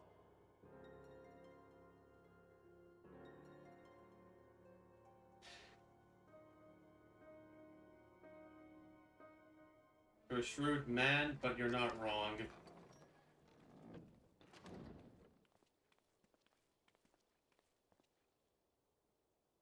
"'Tis well that the Sultana has awoken. The Syndicate yet needs to put its house in order, but 'twould seem the worst of the confusion has passed. Uldar has taken control of its future, and I must do the same." You have something in mind? I have decided to disband the Crystal Braves. Among the recruits, there were those who supported our Order's goals and convictions with all sincerity. 'Tis my hope that these loyal men and women will choose to remain our allies in the battles to come. As for those who sided with the traitor, Ilberd, they shall be hunted down and held to account for their crimes. It is my earnest hope that they will surrender themselves peaceably when the time comes, though I think it unlikely. Ah, my all-conquering Crystal Braves. The model army meant to pave the way for a single unified Grand Company of Eorzea. That so high an ideal should be brought so low. I need not tell you how deeply the betrayal stung me. Yet I see now that it was mine own naivety and pride which allowed the Braves to fall prey to corruption.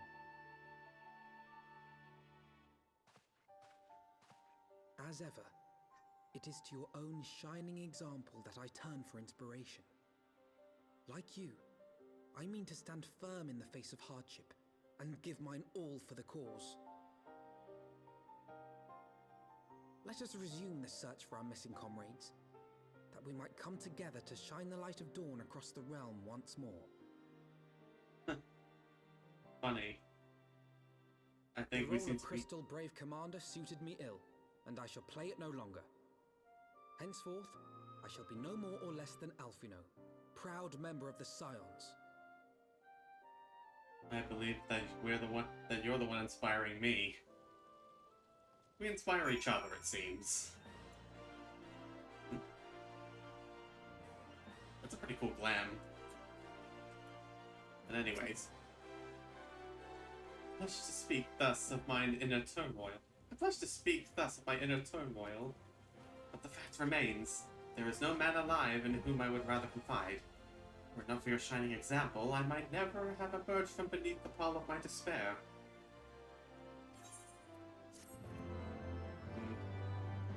I don't know if my example's that shining, but okay.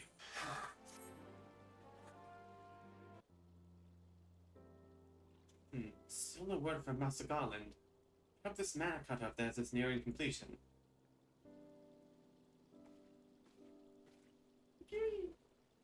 I am assured that your grace will make a full recovery. I, and Uldar too, shall flourish once more. General Rautbon and his colleagues have matters well in hand, I believe. Lady Yugiri, a question if I may. I believe your people have been keeping a close watch on the Crystal Braves. Wanted to know how things stand at the Rising Stones. Yes, of course. You were pleased to know that the 3rd Unit Braves abandoned Revenant's Toll when they learned of Captain Ilbert's defeat.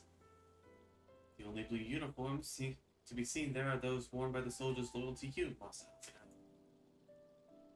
To me. See, I am grateful to hear that some of our members were true to their oaths. If we return to Ishgard, I must go to the Rising Stones and thank these stalwarts for their service. It shall be my final act as Crystal Brave Commander. Will you join me, Valzin? You were there at the company's inception. It is only fitting that you would be present at its end. And I would appreciate the support. Of course, man. See you there.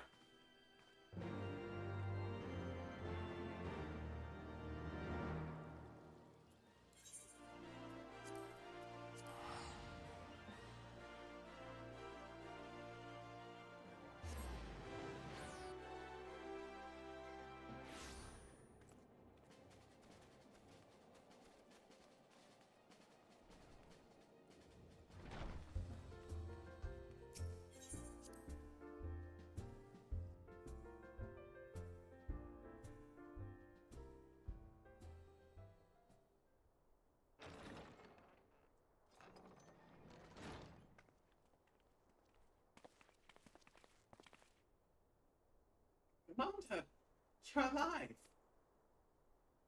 1,002! That didn't get scraped, though.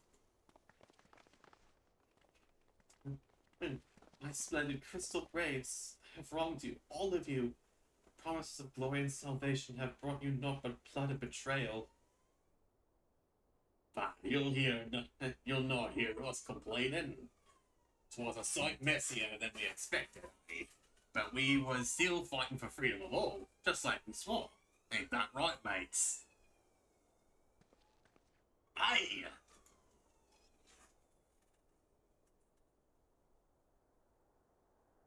You humble me. I am truly blessed to have such steadfast comrades.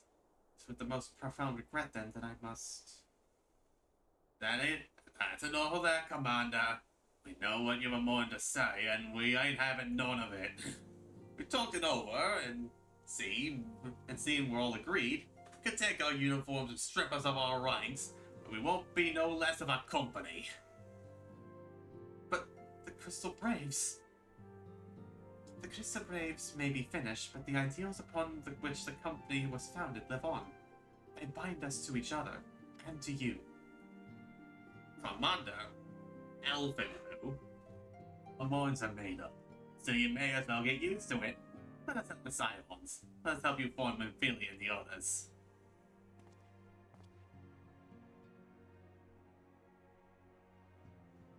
Well, Commander, my friends, after all that has happened, I don't know what to say.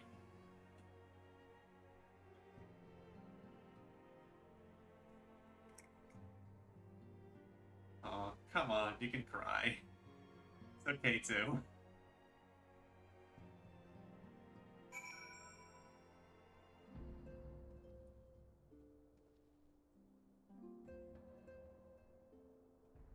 I'll just...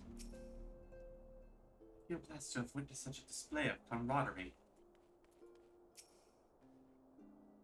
We'll find the missing Scions, I promise you. Between us and the immortal flames, no stone in the Odyssey will be left unturned. I don't know if you know, but during that goddamn feast, Philomene got ambushed by some 3rd unit cutters over in Limsa. I'm told she danced freer than Noose, though. Ain't heard nothing since, but my guess is she's lying low somewhere in the port. Right. Excuse me. I had thought my tears spent. My grandfather used to say one could measure a man by the consistency of his comrades. Mayhap I am the exception which provides the rule. Do not protest. I know that I am not worthy of their loyalty, Valzin. Thus, Daliak is my witness. I shall do everything in my power to earn it.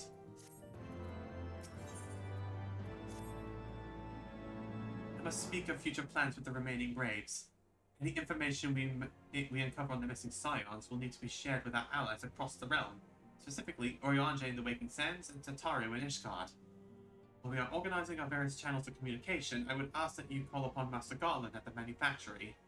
I will join you in Ishgard as soon as I am able.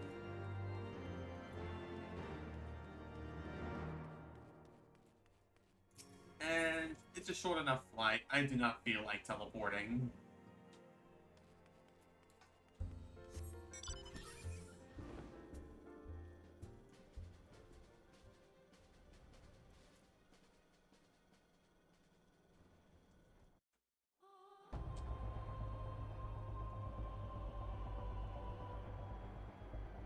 Double checking. Okay. Just wanted to make sure if my mic was still going.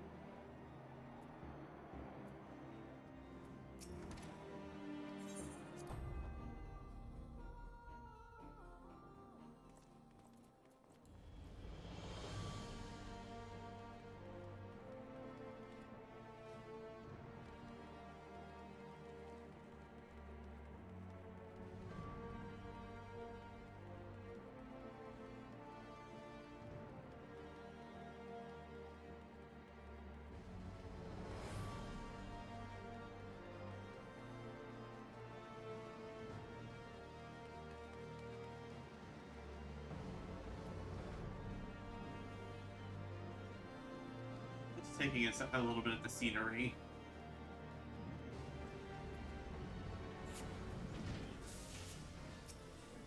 We've been working on a second vessel while we perfected the prototype. Don't worry, they'll both be able to handle the wind you're expecting. Sleepy. What? I'm awake. Belzen, how in the seven hells do you do it? I was just about to send for you. We have but this moment completed the Manicotta's first successful test flight. A few minor adjustments and she'll be ready to go. We'll see to the final touches. You may want to pay a visit to Fort Hoff Manor. A dragoon by the name of Cassinian was looking for you.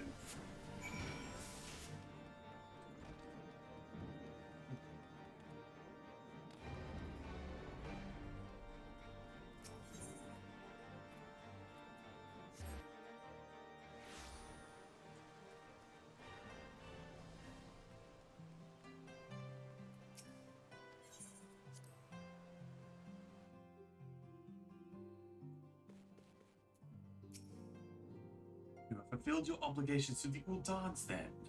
Mr. Sataru has been keeping me apprised of the situation. Once I learned that these mana cutters of Master Garlands were nearing completion, I saw no reason to tarry in the mists. For the present, Nidhogg seems content to remain in the area, plotting his revenge. Might not this be an apt moment to unfold our plans to Sir Emmerich? I think we have kept him in the dark long enough. Very well. This way.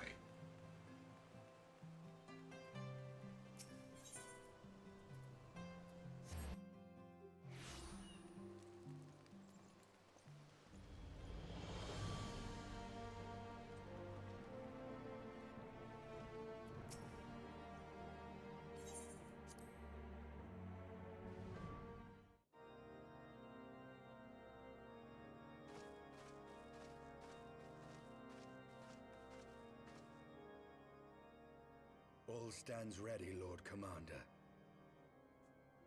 Ah, the moment has come then. Albano. Pray excuse my lateness. I paid a brief visit to the workshop to inquire about the mana cutters. The engineers assure me that they're ready.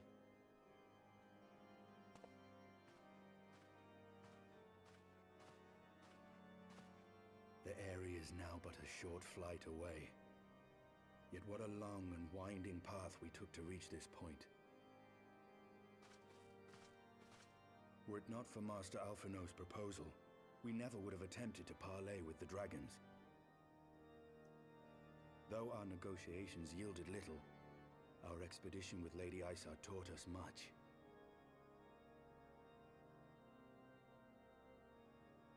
You took an unimaginable risk. I could scarce believe the tale Estinian told. Aye. 'Tis true that many of our countrymen would sooner die than join hands with the heretic's mistress. But 'twas through that most unlikely of alliances that we came to speak with Hraesvelgr. A conversation that went rather poorly, as I recall.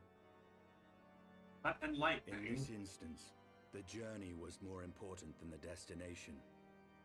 Had we not slain Nidhogg's consort, Tiaman, and put the Great Worm on his guard, the Dravanians would have arrived at Ishgard's walls long ago. Aye, that they would. Full grateful am I for every hour of respite your actions have afforded us. Thanks to you, our defenses are much improved. 'Tis but a pity they won't be enough. Thus, you believe an assault upon the area represents the city's best chance of survival. Is that not so, Estinian?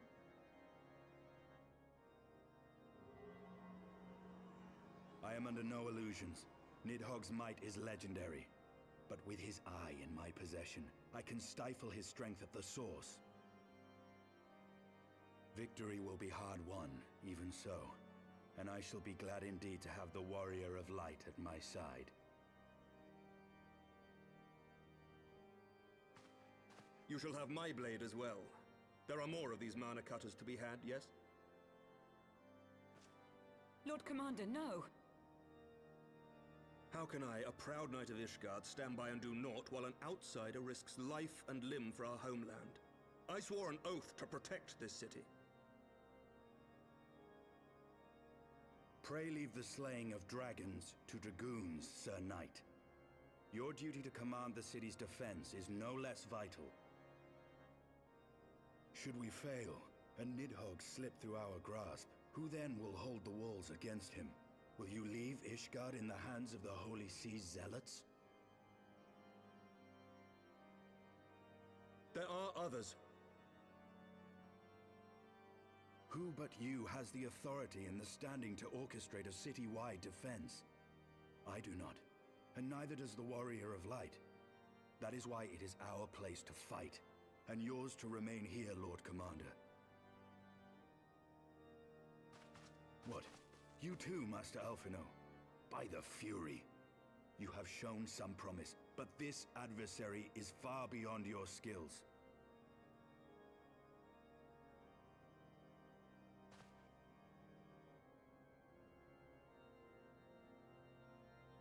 Your candor is appreciated, Sir Dragoon. I shall remain then and cheer you from afar.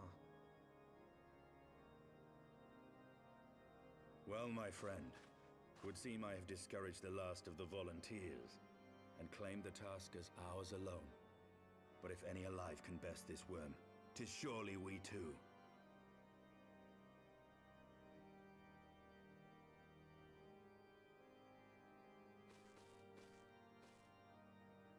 Let's do this.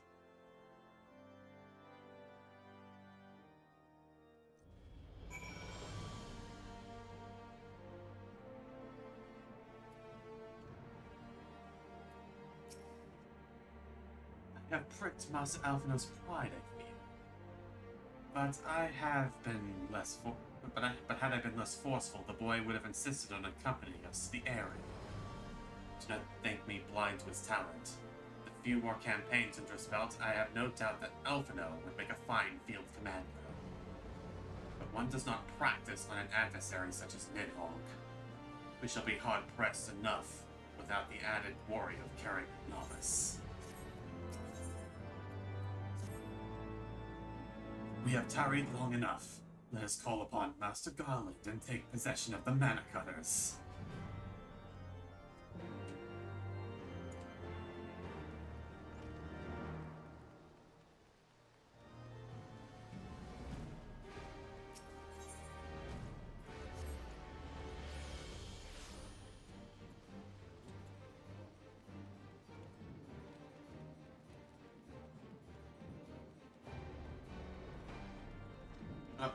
This way.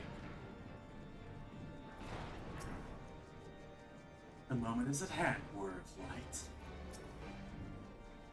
Light. I guarantee you won't find any loose rivets. We triple-checked. These little beauties are a pride and joy. Now they're yours, so be careful with them, eh? Val's an old friend. Cutters are ready when you are. The final adjustments cost us a few sleepless nights, but we got there in the end. Which means you can get where you need to go. I'll tell you, these little beauties tear through that wind barrier like a cement drill through cottage cheese. That, my friends, is a Goblin Ironworks guarantee. You have our thanks. Come, Warrior of Light, the Dread Worm awaits.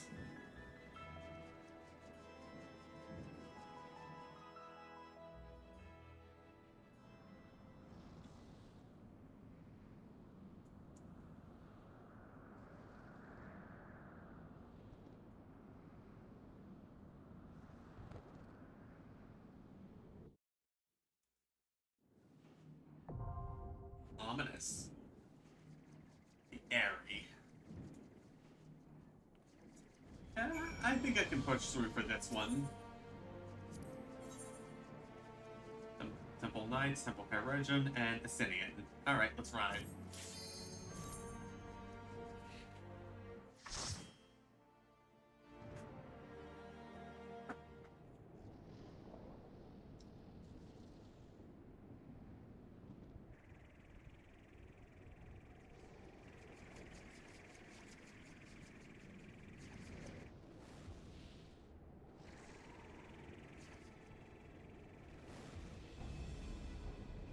There it is.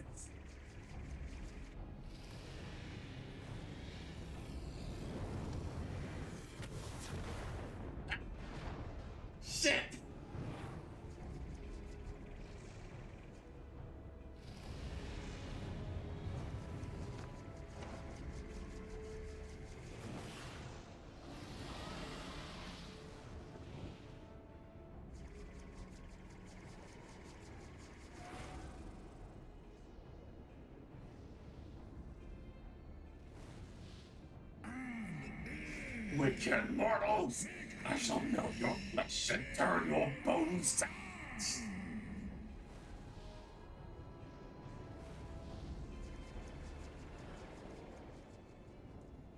ash! Okay, we're good.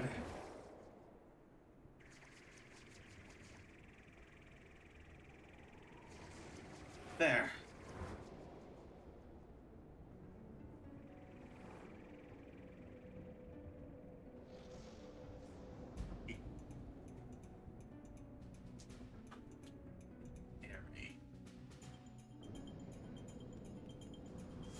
Go time.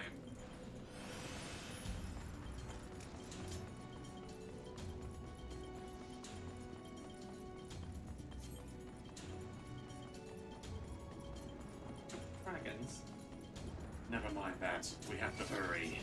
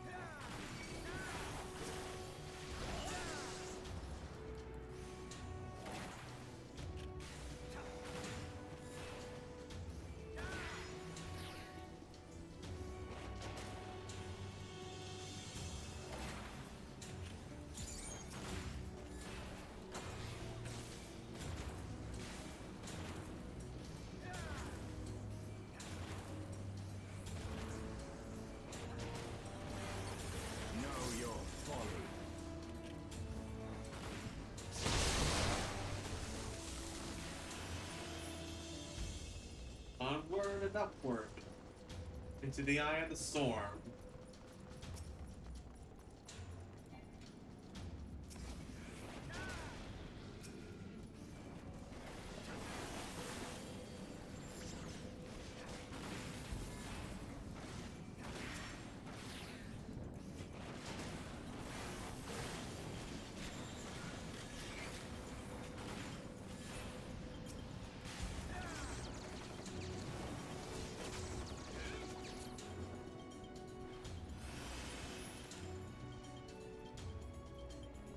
Let's keep moving.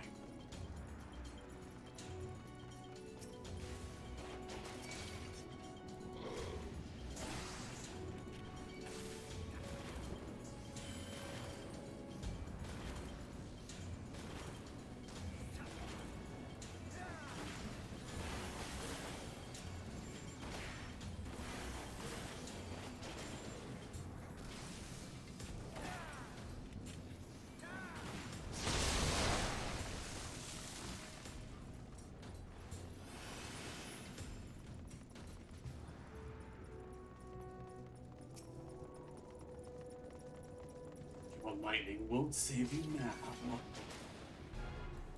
Lune, guide my hand.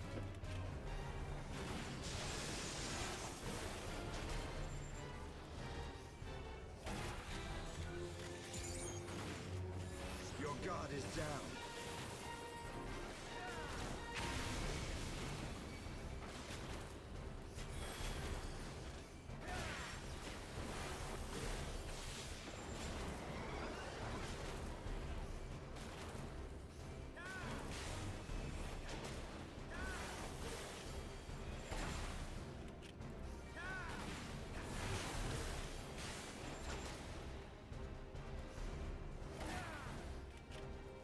Your guard is down.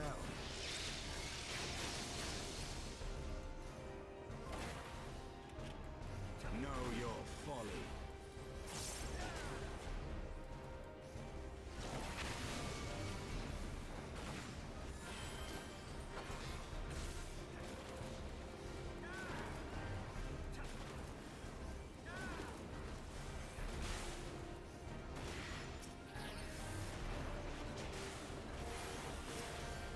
Taste my lance!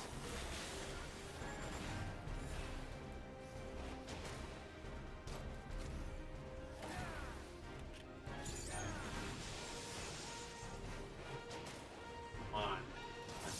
I fought tougher prey than you. You're not even enough to kill my boredom.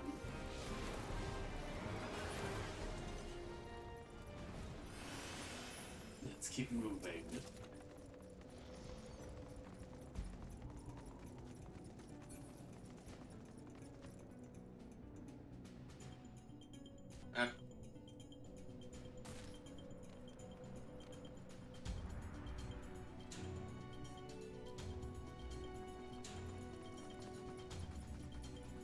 We have the advantage here. Even so, he must remain calm.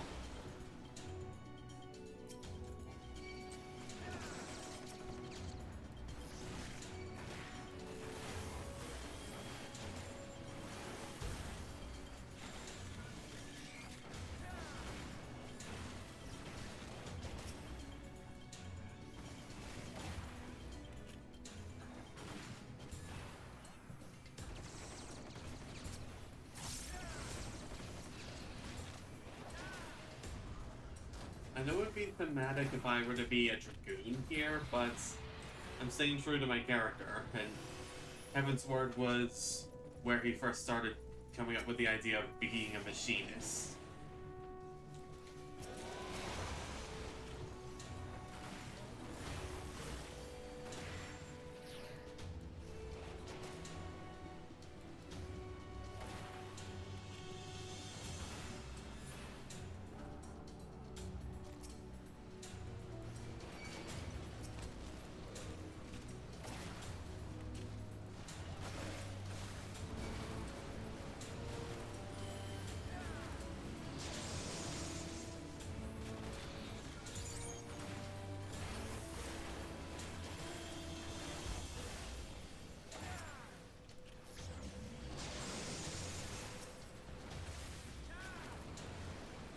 Know your folly.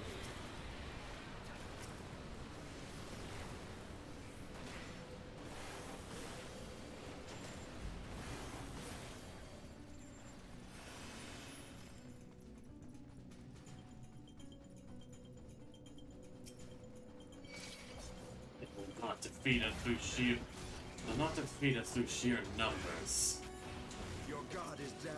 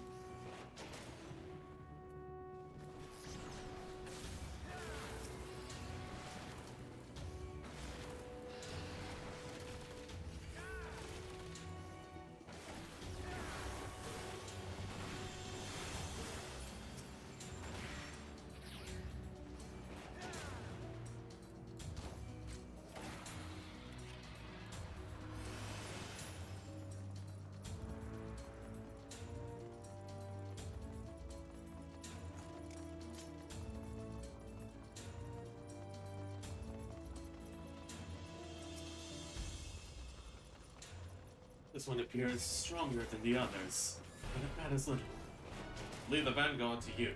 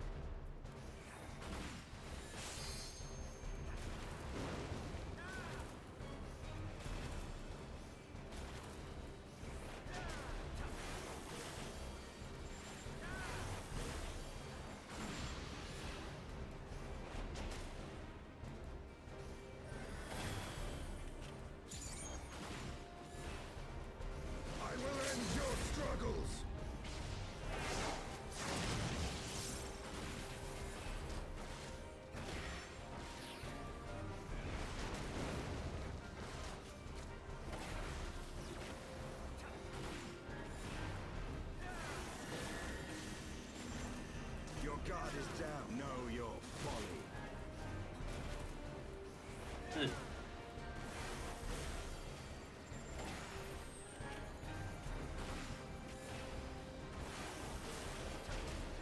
You know, I considered you a threat, but the only thing you have been spewing is hot air.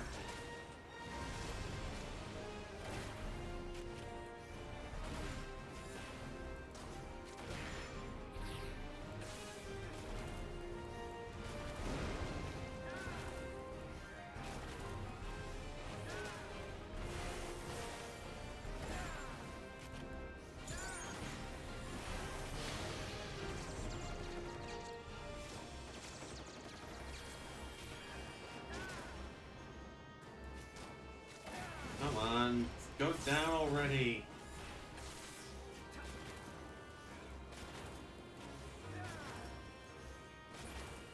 There we go.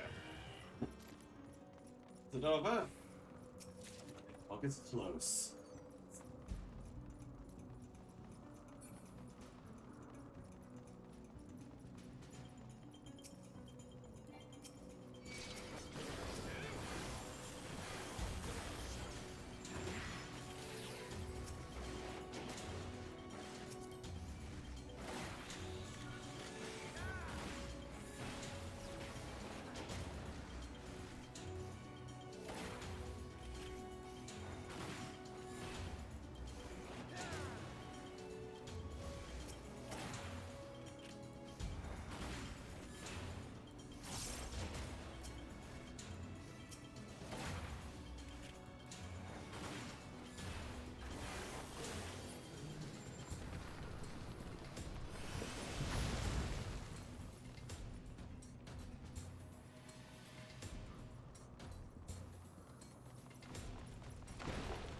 Watch out! 7 hells!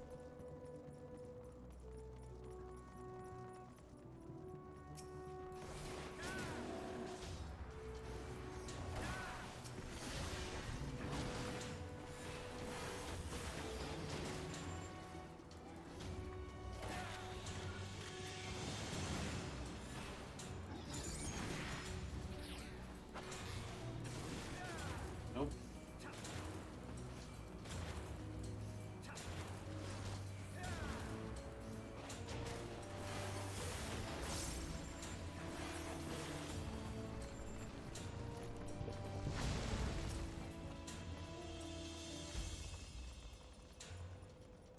Just taking some extra loot for the road.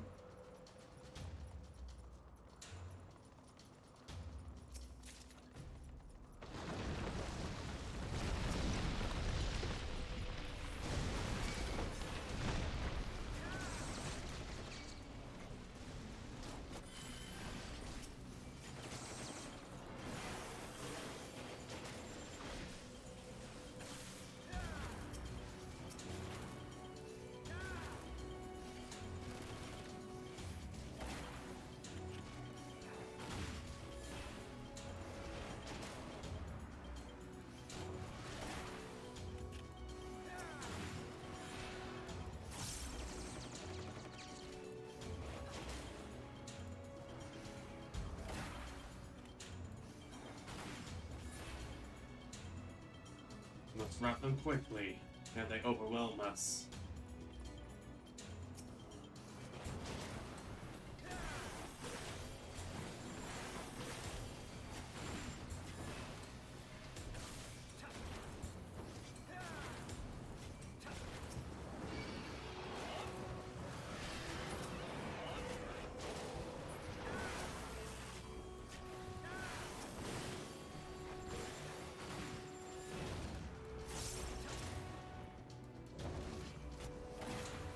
Just stocking up my meters for Nidhogg proper.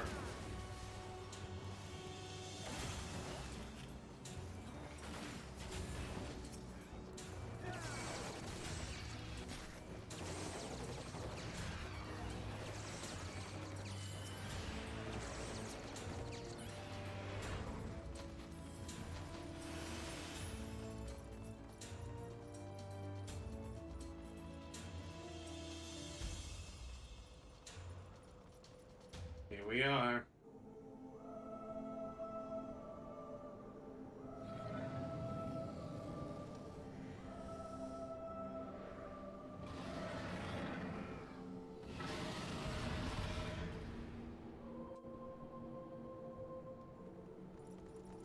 This ends here, Nidhogg. Alone, grant us strength. Impudent mortal. Thou wouldst use my own eye against me? Tremble at my fury! I try not to do the voices of my opponents, but in the midst of fights like these, but I am gonna try just this once.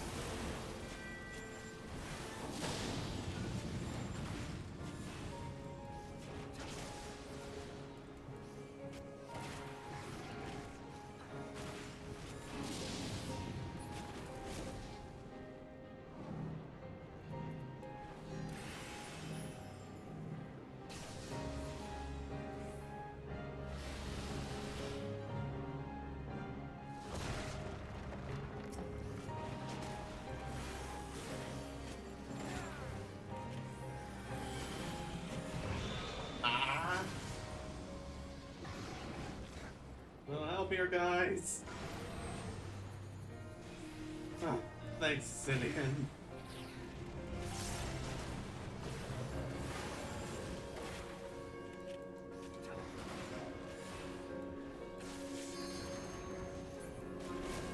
Oh, come on. Attend me, my kindred. Slay these children of man.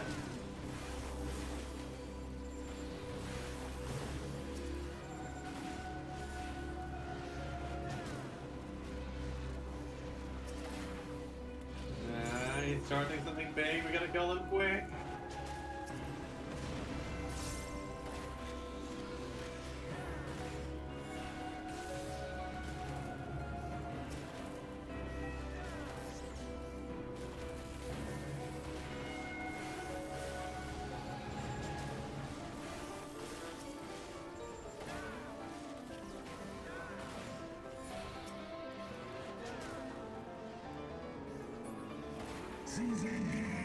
My rage will consume you.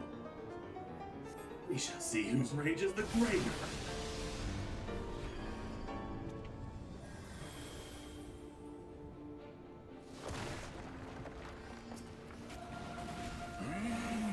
Treacherous mortal.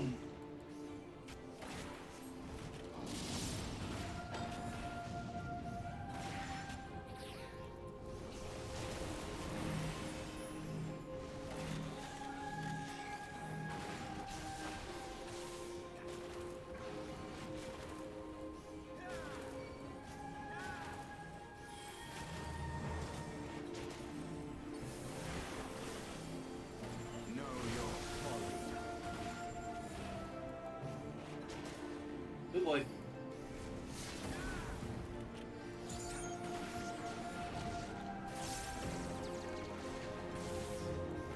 Almost there.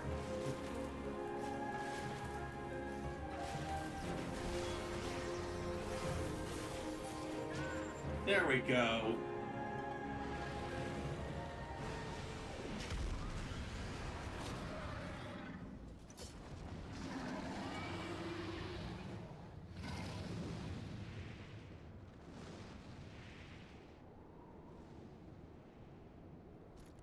Okay. Under God, my work here is not done yet.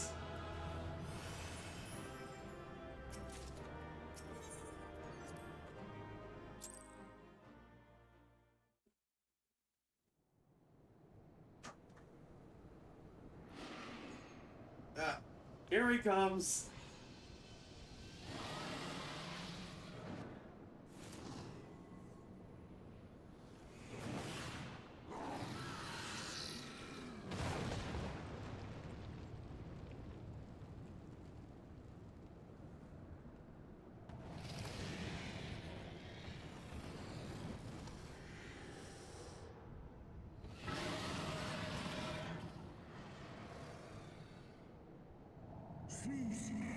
Thou wouldst use my own iron against me. Time hath done not to root thy mind's depravity. I have not forgotten thee, Dragoon. Mine essence claimed thee once, and shall do so again.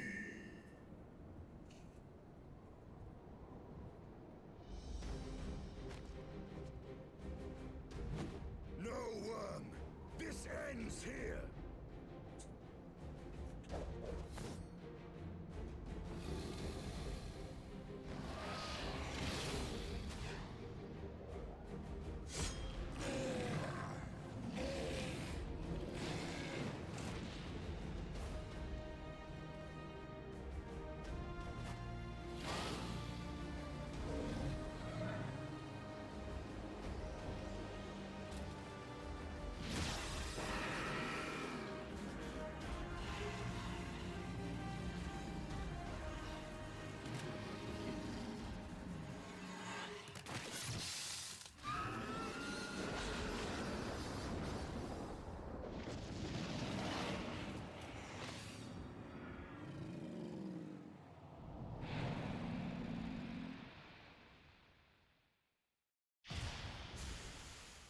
Holy shit.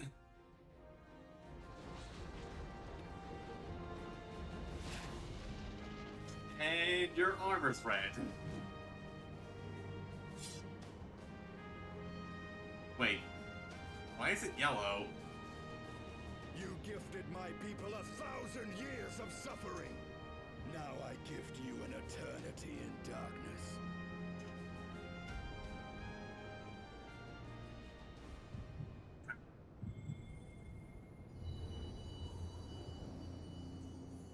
Okay. This is happening again.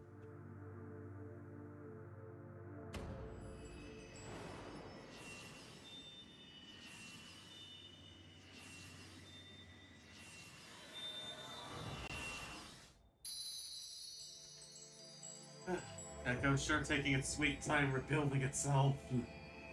Rather the blessing of light. You know what I mean?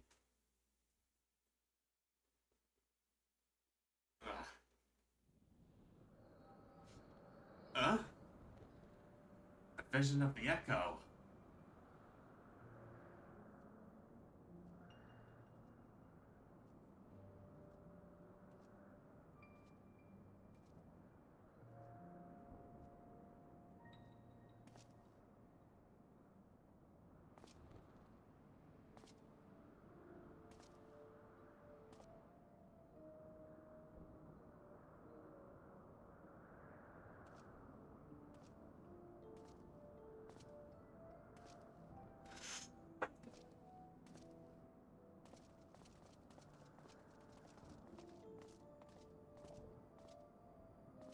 They are ours, Lord Eldrath. The eyes of Nidhogg.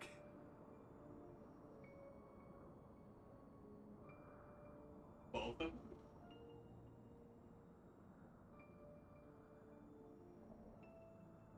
Aye. The worm lies broken and my father is avenged. With the wellspring of his vitality thus denied him, Nidhogg shall not linger long in this world. But behold the terrible price we have paid. My sire is dead. So many brother knights slain. We traded our honor for the strength which now courses in our veins. And still we are forced to make such sacrifice. But not in vain, my lord.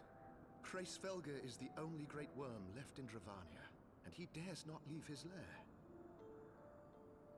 With Nidhogg's eyes in your possession, who now can challenge the might of Ishgard, ascend the throne, and take your rightful place as the ruler of our people?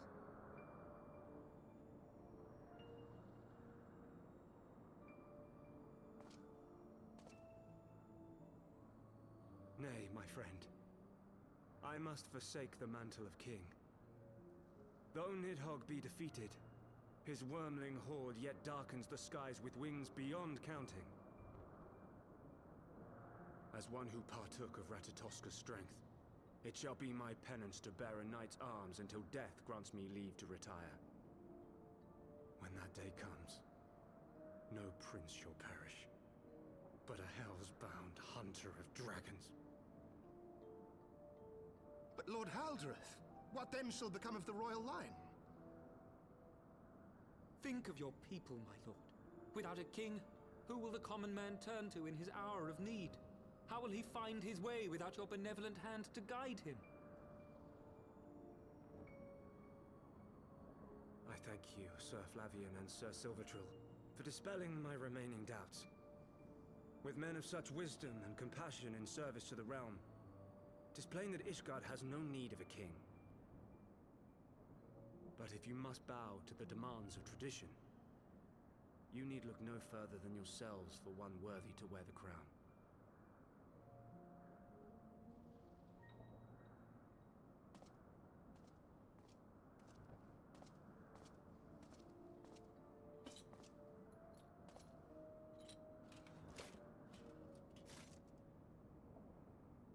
Fare thee well, my brother knights, my loyal friends. On these shoulders shall I bear the weight of my father's sins. With this lance shall I repay the debt accrued through our misdeeds.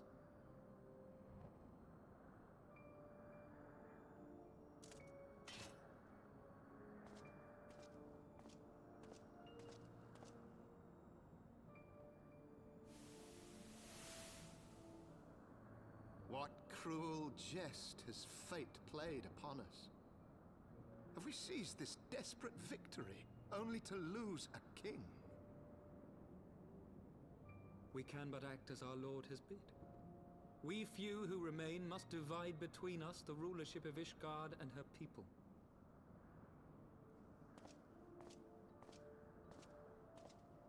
Not I. My oath was to Lord Haldreth, and he alone.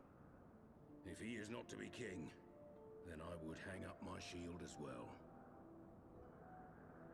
Will you abandon us too, sir?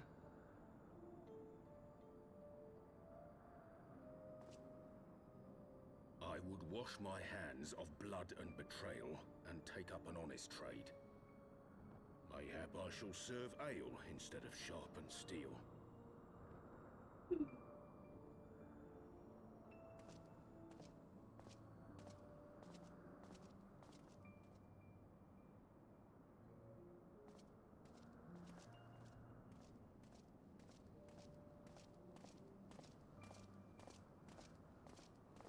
Thus 4 remained.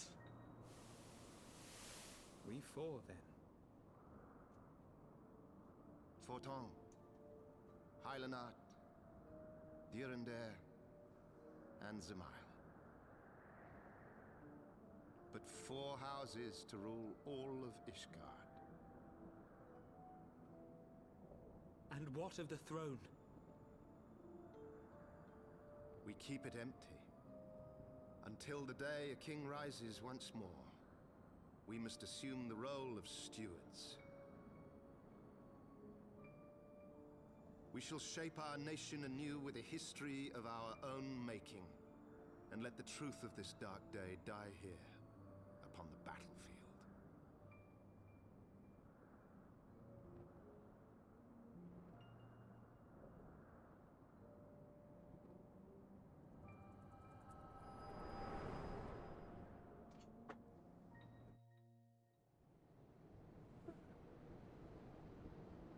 Yay. Grid vision done. What ails you, friend? Are you wounded? Nah, just a vision, friend. You have borne witness to history. To the culmination of the first battle with Nidhogg. The legend of Ishgard's founding tells that our ancestors were led to the land of Kurthus by the valiant King Thordan. In the midst of their journey, they came to a wide chasm, where they were set upon by a great worm, Nidhogg. A furious battle then ensued, with Thordan leading the van. Though the brave king was slain defending his people, his son, Haldreth, the first Azure Dragoon, fought on undaunted.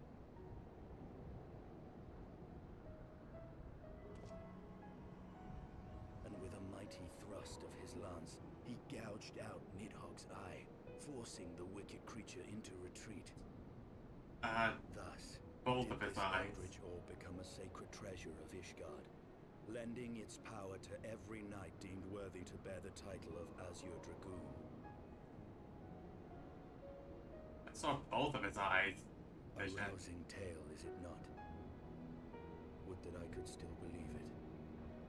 But your vision, which we must accept as immutable truth, leaves no room for doubt, save on one point. If Huldreth took both of Nidhogg's eyes, then how came this eye to be lodged in the worm's skull? Different color, looks like.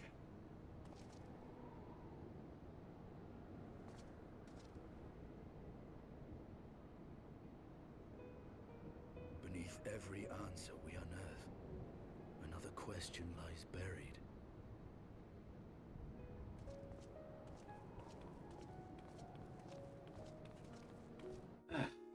Such is the nature of unearthing history.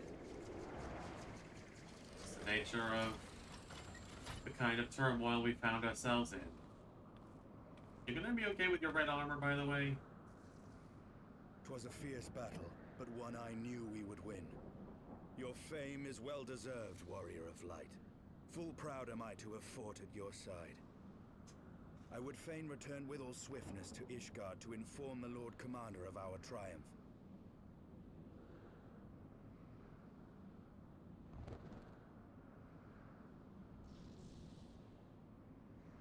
But we must first have words with Hraesvelgr. There are parts of this tale that the worm has kept from us, and I would know wherefore. I agree.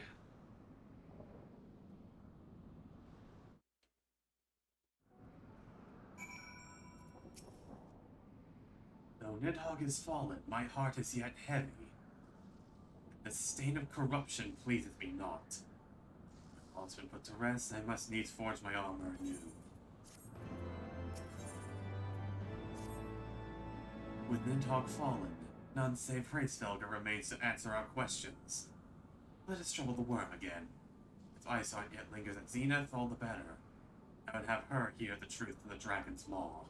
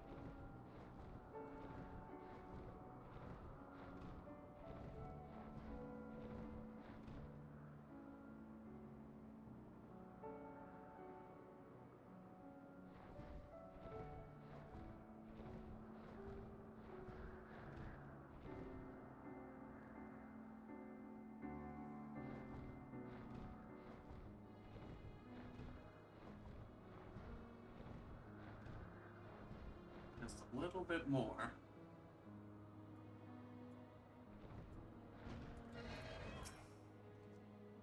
She has scarce moved since we last parted. Hraesvelgr's confession will soon shake her from her stupor. 'Twas you, was it not? The furious screams of the dragons carried far. You've slain Nidhogg. What more could you desire from this place? Will you not allow Hraesvelgr to mourn the death of his kin in peace? Spare us your sanctimonious judgment, Ice Maiden. We have a gift for the Great Worm, and a mystery that can no longer lie buried. Lady Iceheart, the Dragonsong War has all but consumed your life and claimed many of your followers. 'Tis time you learned the truth of its beginning, the whole truth, that we may at last bring this bitter conflict to an end. Sound the horn, warrior of light.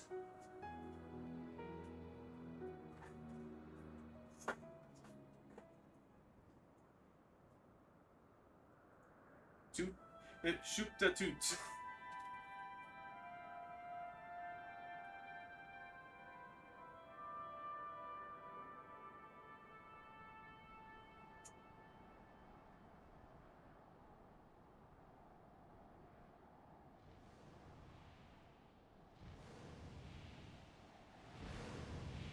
Here he is again.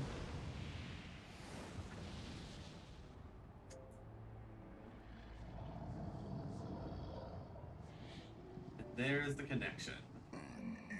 Impudent mortals, ever seeking to bury old wrongs under new.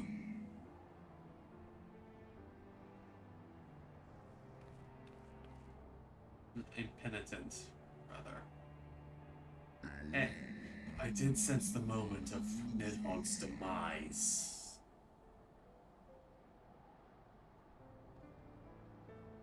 You mean the moment I prized your eye from his head?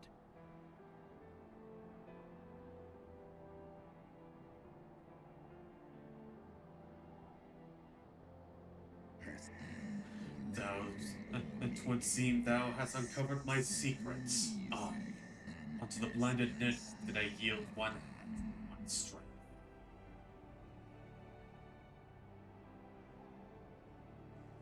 Here, you can have it back.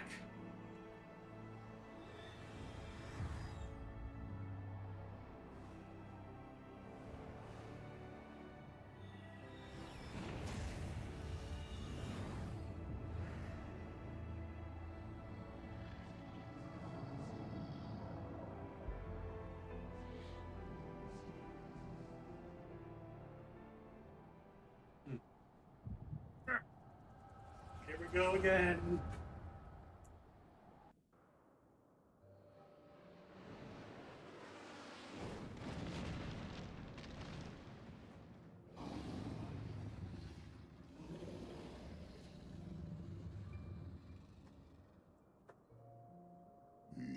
Nidhogg, what hath befallen thee?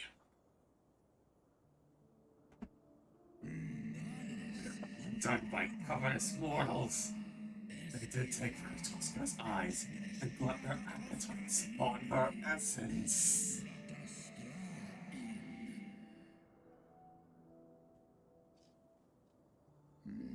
She is slain then? What madness hath unmade our peaceful accord? Did I not warn thee, brute brother? Untrustworthy creatures, these short-lived Ellison.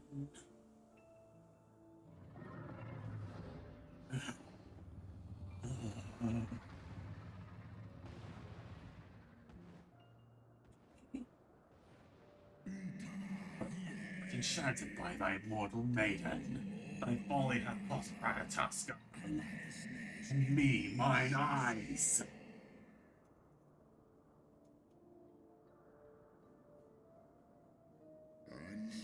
Oh, my beloved Sheba, how swiftly thy kind made fists fill by their appetites.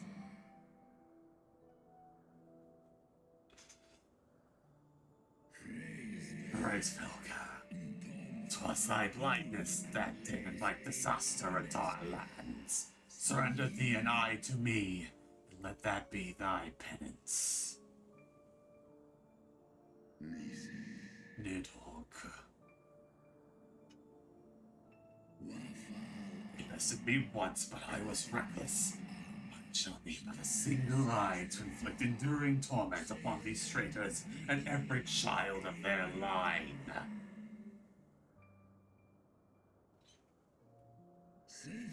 Yield to me thy strength, brood brother.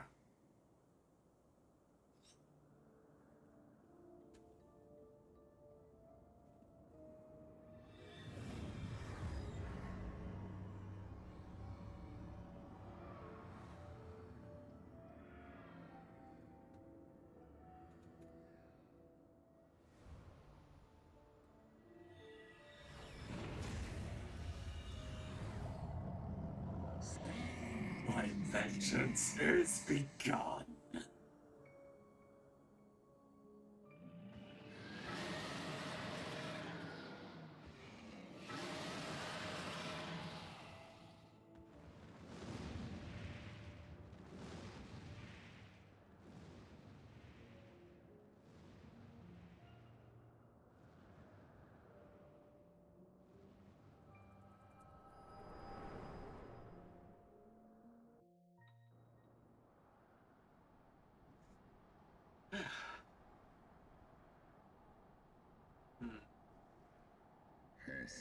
Thou hast borne witness to a scene from my past.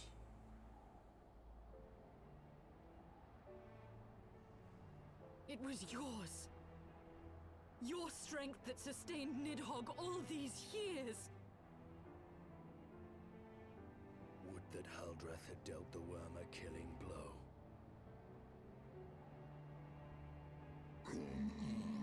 My brother did appear before me, bloody and blinded. His life was all but spent. He demanded half my vigor that he might exact his revenge upon the mortals who had wronged us. And so you acquiesced. You surrendered your eye to Nidhogg, knowing full well the suffering he would inflict. The peace my beloved so dearly desired had been shattered by her own kin. Their treachery claimed my brute sister's life and my brute brother's reason. Thou thinkest thou thy fits of indignation will move me to remorse?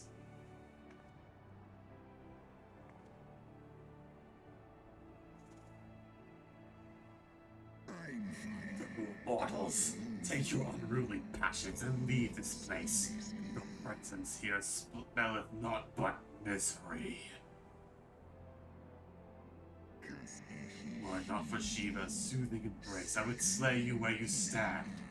Woe betide you should the bond we share ever weaken.